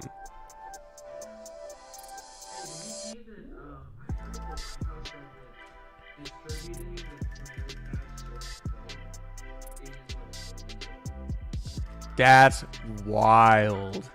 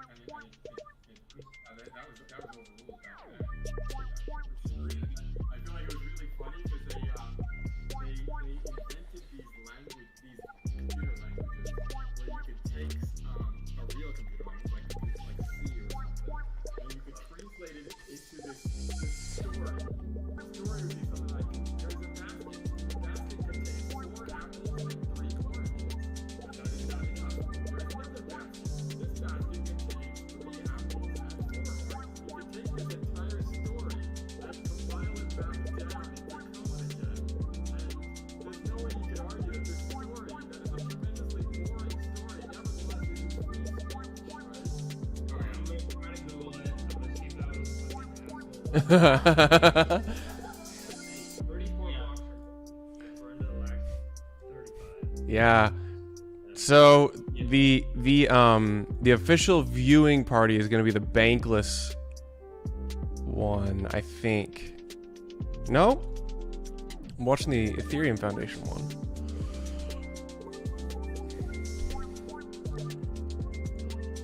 I got too many windows open.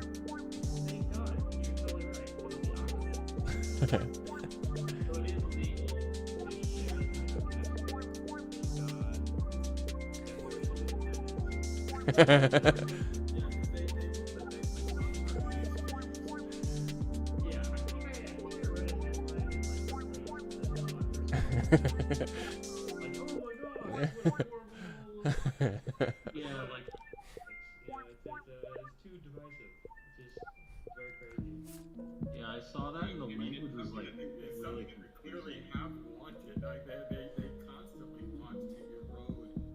That's something that's not an illegitimate. Well, that's the most happy thing I've been proven wrong about recently. Oh, thank God. Share code. That's what we need. Just share code, open source. We'll all figure it out. You know? It takes 50 years, you know? On the bear case.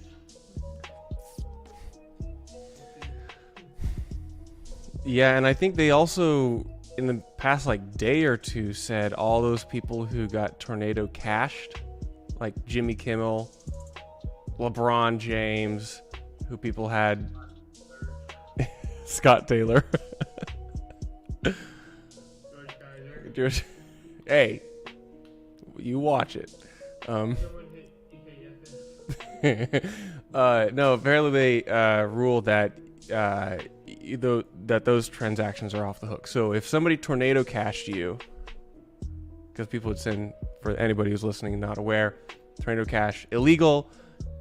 People would send Ethereum to addresses they don't own of famous people or people they didn't like, maybe get them on a list. So thankfully the US government said, you're not actually on a list. We can confidently determine that you didn't just send yourself 0.1 ETH the day after we banned. Yeah, but that was a wild thing, man. Like, hey, I mean, we're about to merge, but like I thought at the time, I was like, this is a get out of jail free card to delay the merge further. You have an option. Nobody's going to hold it against you to say, hey, look, we're concerned about something, privacy, autonomy, yada, yada, yada. We don't want to merge under such public scrutiny. I thought that was a get out of jail free card, but we're going ahead with it anyway, baby. 19 blocks remaining. 3 minutes, 40 seconds. Everyone, like, all the websites which track it are crashing. Blocks remaining. Wait, okay, let's Someone quick spin up a full archival node so we can watch it.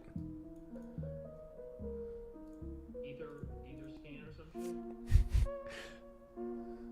I mean, yeah. Oh man, we're below 1600. Which one, Christian? Cool, got it.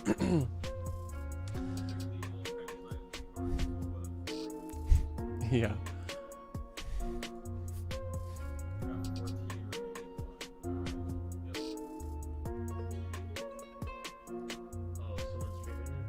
Yeah, I'm streaming a window to Discord.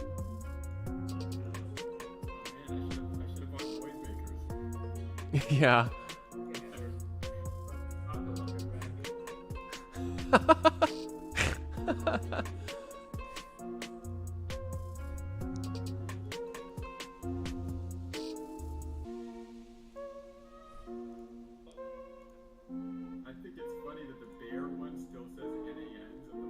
Yeah.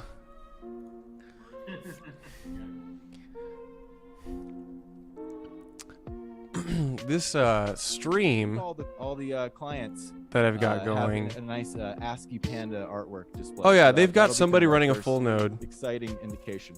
We also watch Block Explorers. This is kind of a oh no, my computer's, it's shaking, man. It's getting too hot.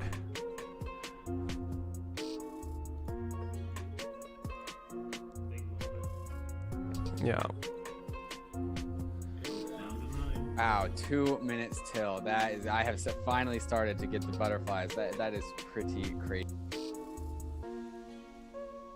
I'm gonna start closing windows. Okay. What do we need to be looking at on screen here, since we're about to like watch the moment? Are we just what happens next here? Are we waiting for the? We pandas? definitely want some panda logs. We definitely You just pandas got are what's butterflies? next. I'm a Just stoic now? individual.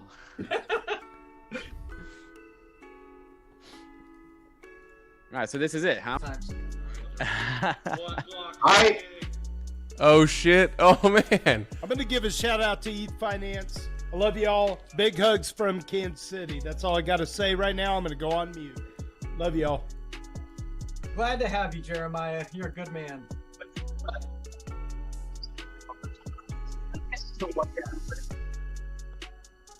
Hey Danny, when merge?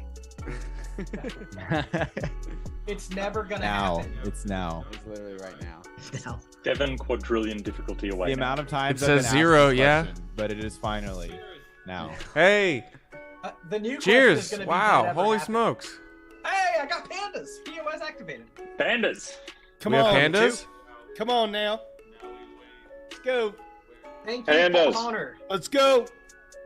Panda. Panda. Hey! Okay. Right. Hey. And built on it. Yay. Wow. Right. So, everyone, we knew this would happen. We knew that we. Right. I'm eating black licorice for ETH Finance, and I'm gonna drink some Lafroig Scotch and a little bit of beet juice. The merge is here. I've been waiting to say that for so long after saying the merge is coming for years. It's here. Oh my God. I think. I mean, we'll see. You're getting paid now, though, in ETH that may not be worth the same as mainnet ETH. ETH proof of ETH 2.0. Which is a very good sign. So we're like 6 slots in. I think we're at 100% block rate. So that's implying that we have very high percentage of validators online, connected, and running. Certainly, there has to be. There's people who are still mining this chain, I would assume. But then, like, who's sending transactions on the chain? Because most nodes are referencing the proof of stake chain.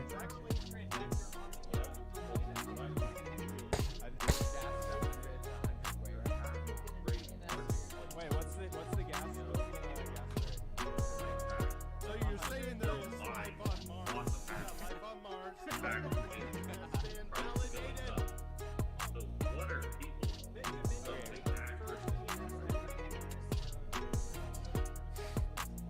like, I'm not kidding. 100% of block. My profitability, the market rate on really good news. ETH just on the other good news. No way. No, it did. It was like at 2. That's about money.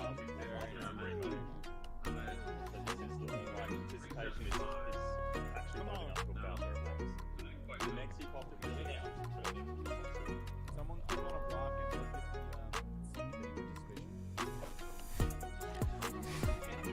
at the registration. Yeah, I'm thinking it could get real interesting now. But I'm not smart enough to like figure out what's going on until like the next day.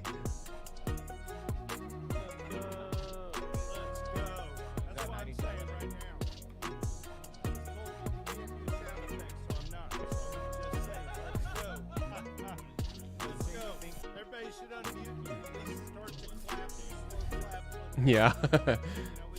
Pull up BSV. Let's pull up the price chart, boys. Let's see what's happening.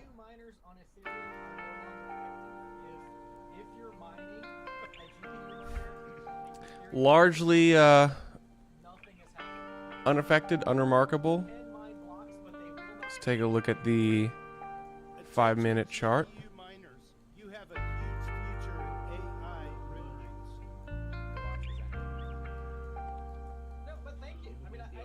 Yeah, normal day at the price office.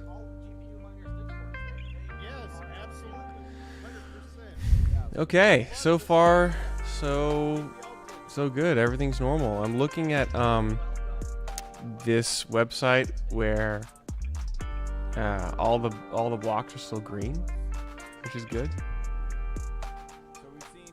So I think consensus is once we reach 3 epochs after the merge, which should be about an hour, then like we know that maybe something fundamental didn't break.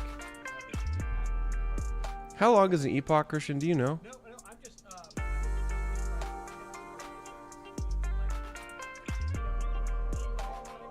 Yeah. RIP.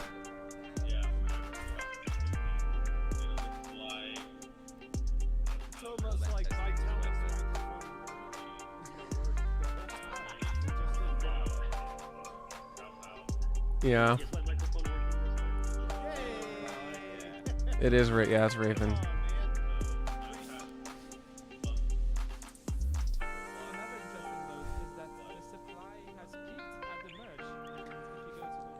Post-merge block has been mined.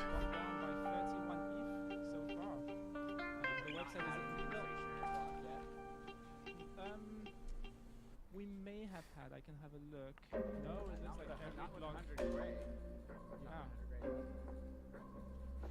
The website is a little unstable because we have 10,000 current visitors roughly. What are you seeing, Christian? So if you're missing on the fund, there's 41,000 people watching. Hello, 41,000 people. Who wants to mint an NFT? So the slot visual on Beacon Chain is lagging. Think about just minting some kind of. Yeah. Some of the visualizers sometimes get out of whack, but the nodes are Hey, we own most TulsaDAO assets now, so. Ben, this is the first time I'm ever gonna get to say this. You have something on your mouth here. Yeah, that side. Yeah, there you go. The longest distance I've ever gotten, being able to say that.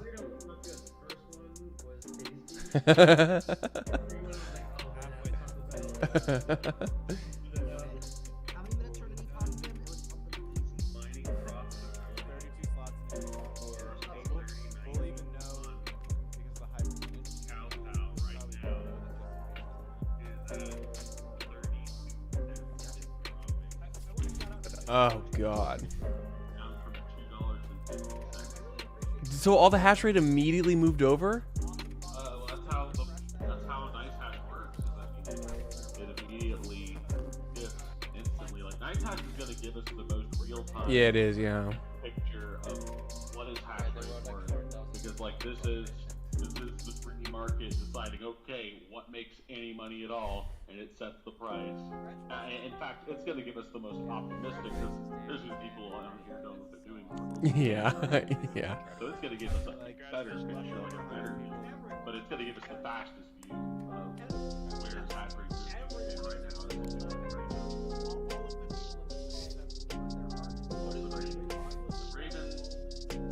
I don't even know.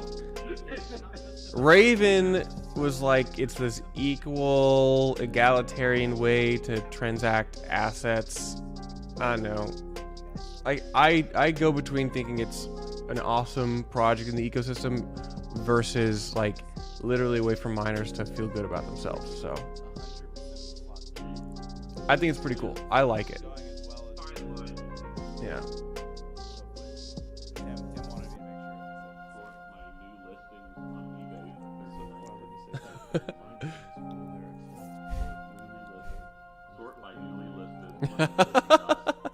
Yeah. I'm imagining who is the person who what?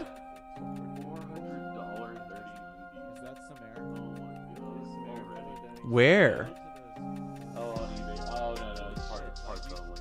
Okay. You gotta build it yourself.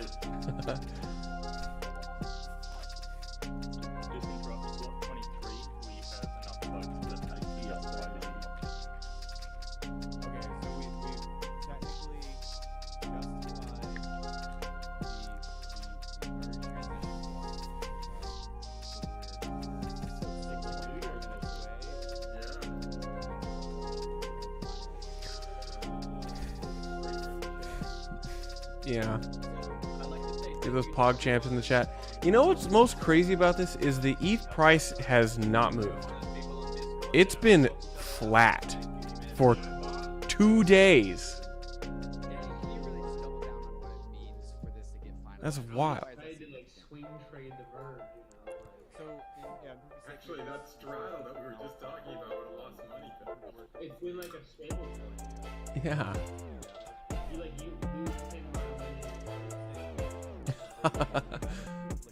Yeah, that CPI print is the most impactful thing to your bottom line as an ETH miner right now. Yeah.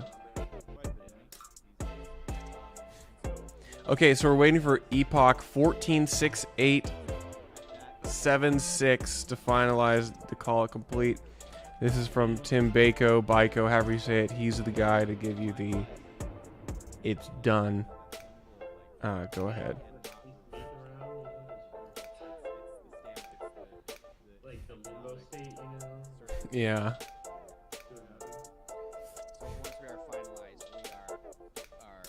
So we should know.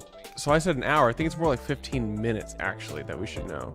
So we should see the confirmations from core ETH core devs about given the all good.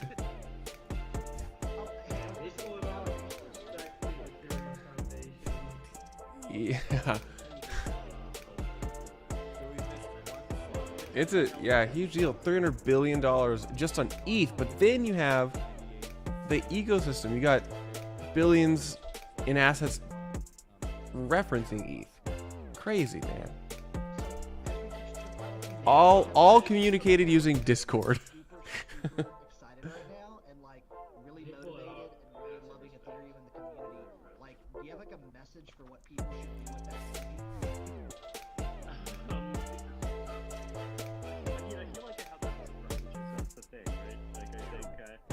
Yeah, I mean, my timing's been a bit off, but I've said 10k ETH is a guarantee at some point in the future. I thought it would be this year, but does not appear to be.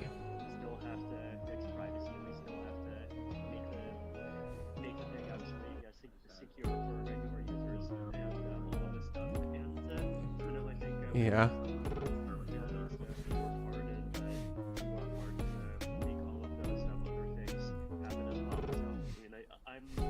.797 is deprecated. They've HiveOS can't send commands, says Brant.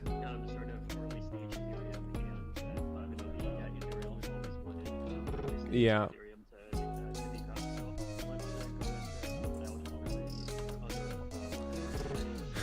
Let's text Nathan.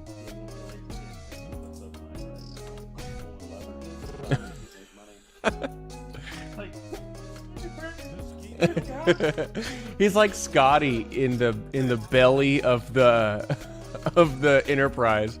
I'm giving her all she's got. Well, so typical GPU, and so the whole site is everything is tuned to mine Ethereum. So every single breaker in that thing is going to trip the second he switches it to Ethereum. Right? You know, so I was talking to him about it. I'm like, you're gonna blow up the transformer.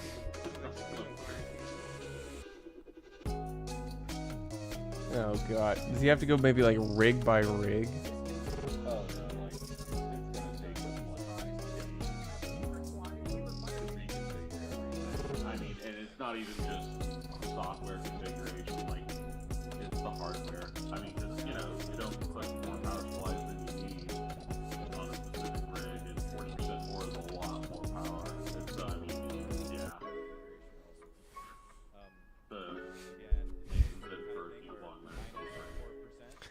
Not that that's something they I was about to say, I was like, that's he has no other operating level.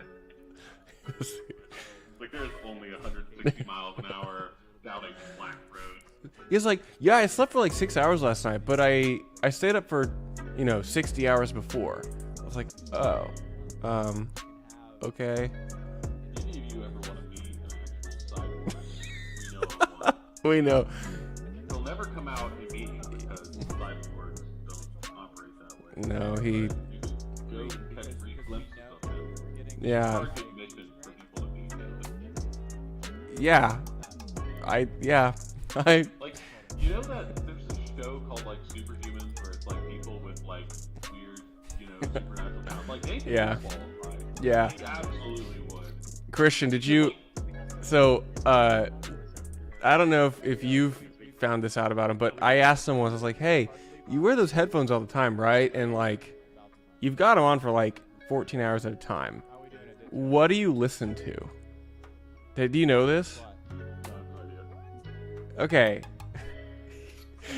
He said, well, sometimes I listen to the same song over and over. And I was like, for like 10 hours? And he's like, yeah, I like listen to the same song for 10 hours on repeat. And,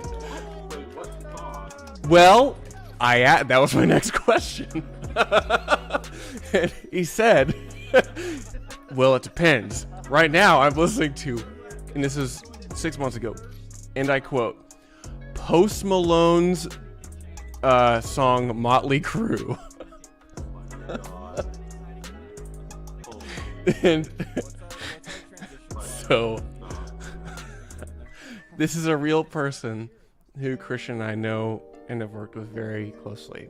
I went to high school with Nathan, and Nathan, here's the thing that pissed me off about Nathan going to high school with him, was he not only was like good looking, like very muscular, very athletic guy who dated all the hottest girls in my school, like every one of them. He also got a 36 on his ACT and like was a honor student through the whole school, and it pissed me off so much. He was just like better at me than everything.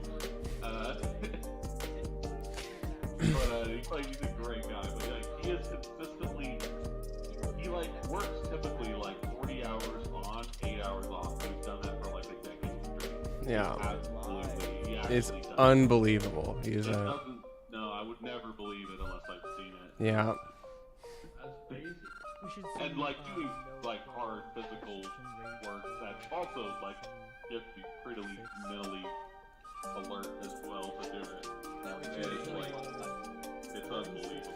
And that is what it takes to be a GPU miner, and it's a damn shame that the ETH devs villainized the miners. I know, Christian, like, were you clued into this? Like, it like, even all the way up to the top, like, in the past couple of years, like, shit got really critical of miners. And it came from, like, the top, from the ETH Foundation and, like, devs and thought leaders themselves. It's been wild. That's crazy. Like, you build something, you build mining into your code, and you get mad that you built a bad incentive structure. Like, okay,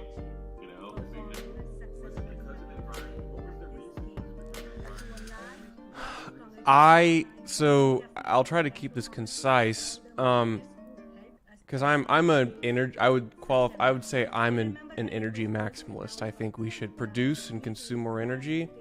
I think that will improve society, and I think we can be clean and positive with it. Anyway,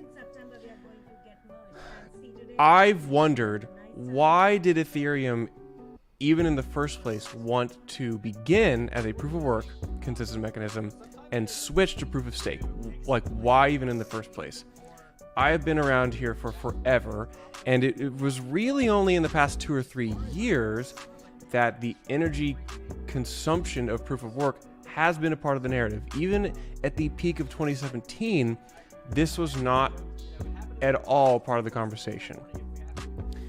So when ETH began in 2015 and the roadmap was laid forwards, I wondered, the energy consumption part of proof of work was not a part of the narrative. And I wonder why proof of stake was even in the roadmap at all. Why is proof of work insufficient? Or why was it not desired by them? And I think it actually goes back to the game theory of what proof of work implies, and that, in the words of Satoshi themselves, there will probably only be one dominant proof of work blockchain. And I think as they started ETH, the Ethereum network, like, they understood this, and I think wisely knew that there had to be an alternative consensus mechanism down the road. And proof of stake is sufficient for certain things. I personally, as I am unapologetic for being pro-energy, I think the narrative has gotten incredibly warped and out of hand recently. So I think the rationale that we want to use less energy and be a green network is arbitrary and recent and incredibly, I think it's disingenuous.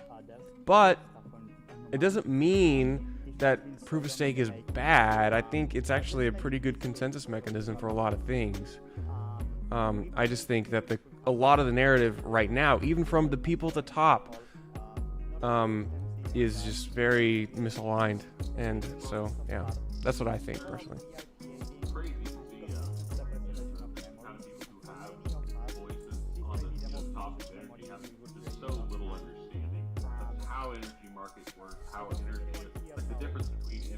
Availability and usability, especially when it comes to renewables, like what the storage problems are. Like relatively people seem to really have a comprehensive understanding of what the energy issue is.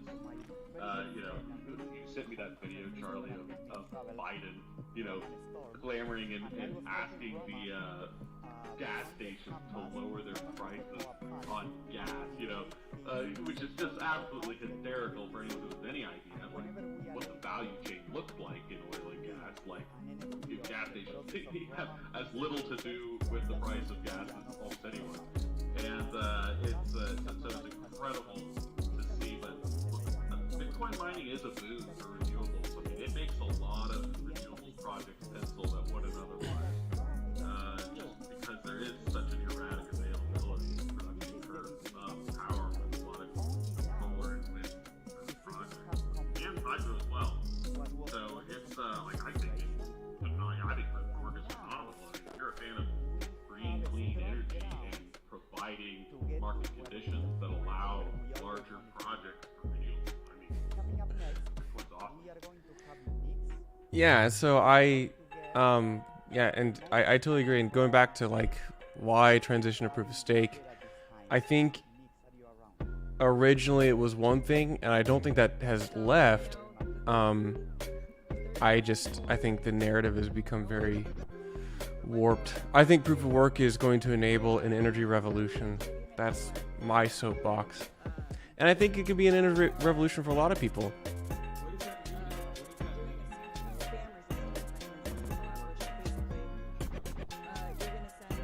So, because energy is incredibly complex and dynamic,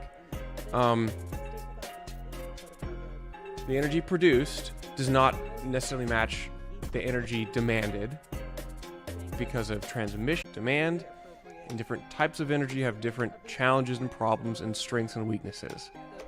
And a lot of the inefficiencies or challenges with producing energy to demand, or where energy is wanted, can be solved with an infinite energy sink or demand of the proof of work network. So what that looks like is the Bitcoin network can demand and sell energy to a global marketplace anywhere at any time theoretically an infinite cap, and it can be immediately turned off and on. This is a very unique thing which we've not seen in human history. Kind of like a lot of people will analogize it. I say it's in some ways it's like a reverse battery, actually, where instead of it storing energy, you can sink energy into it, in that it will take all of the challenges with producing energy at scale and actually kind of come in and fill those cracks, fill those holes where it previously didn't make sense. So I think there's whenever we talk about what a money is, I think there's a huge energy component to what money is. I think fundamentally something that is energy is money. Money is the communication of energy over time and space. And that's why I'm a proof of work obsessed guy. This is why I'm obsessed with this type of conversation. It's also challenging. I mean, it's not a perfect consensus mechanism in some ways. it creates a, yeah, it uses a lot of resources, and that is a good and bad thing, in depending on what specific, you know, element you examine. I personally don't think that we've even scratched the surface of what resources are available to humanity, even just within our own planet. I think the way we apply and use them is extremely inefficient and suboptimal. So, depending on whether you're an environmentalist or a fossil fuel maximalist, I think this is one of those things where these worlds can actually agree that this mechanism enables the desires and dreams of both of those worlds. So, without violating, you know, any of their core beliefs. So, we'll see how it goes. I mean, this is Drunk Charlie talking now. It's 2 a.m. here in Tulsa, and I've had a great time, everybody. I've had a really good time watching this thing. I was like, okay, is it gonna be like me and Ben showing up here this whole time and getting really fucked up and watching it? Yeah. Boys and girls, I'm probably gonna wrap up myself. I really enjoyed Banesh. I enjoyed talking to you a lot. Yeah. Everybody, Peter, Secret Lover, Cole, Sarah, Brant, thank you all so much for joining in. I'm gonna dip here. Is there anything we want to kind of wrap up with, maybe?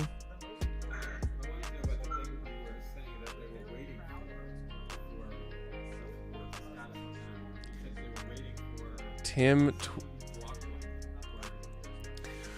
we needed a new epoch to hit. There we go.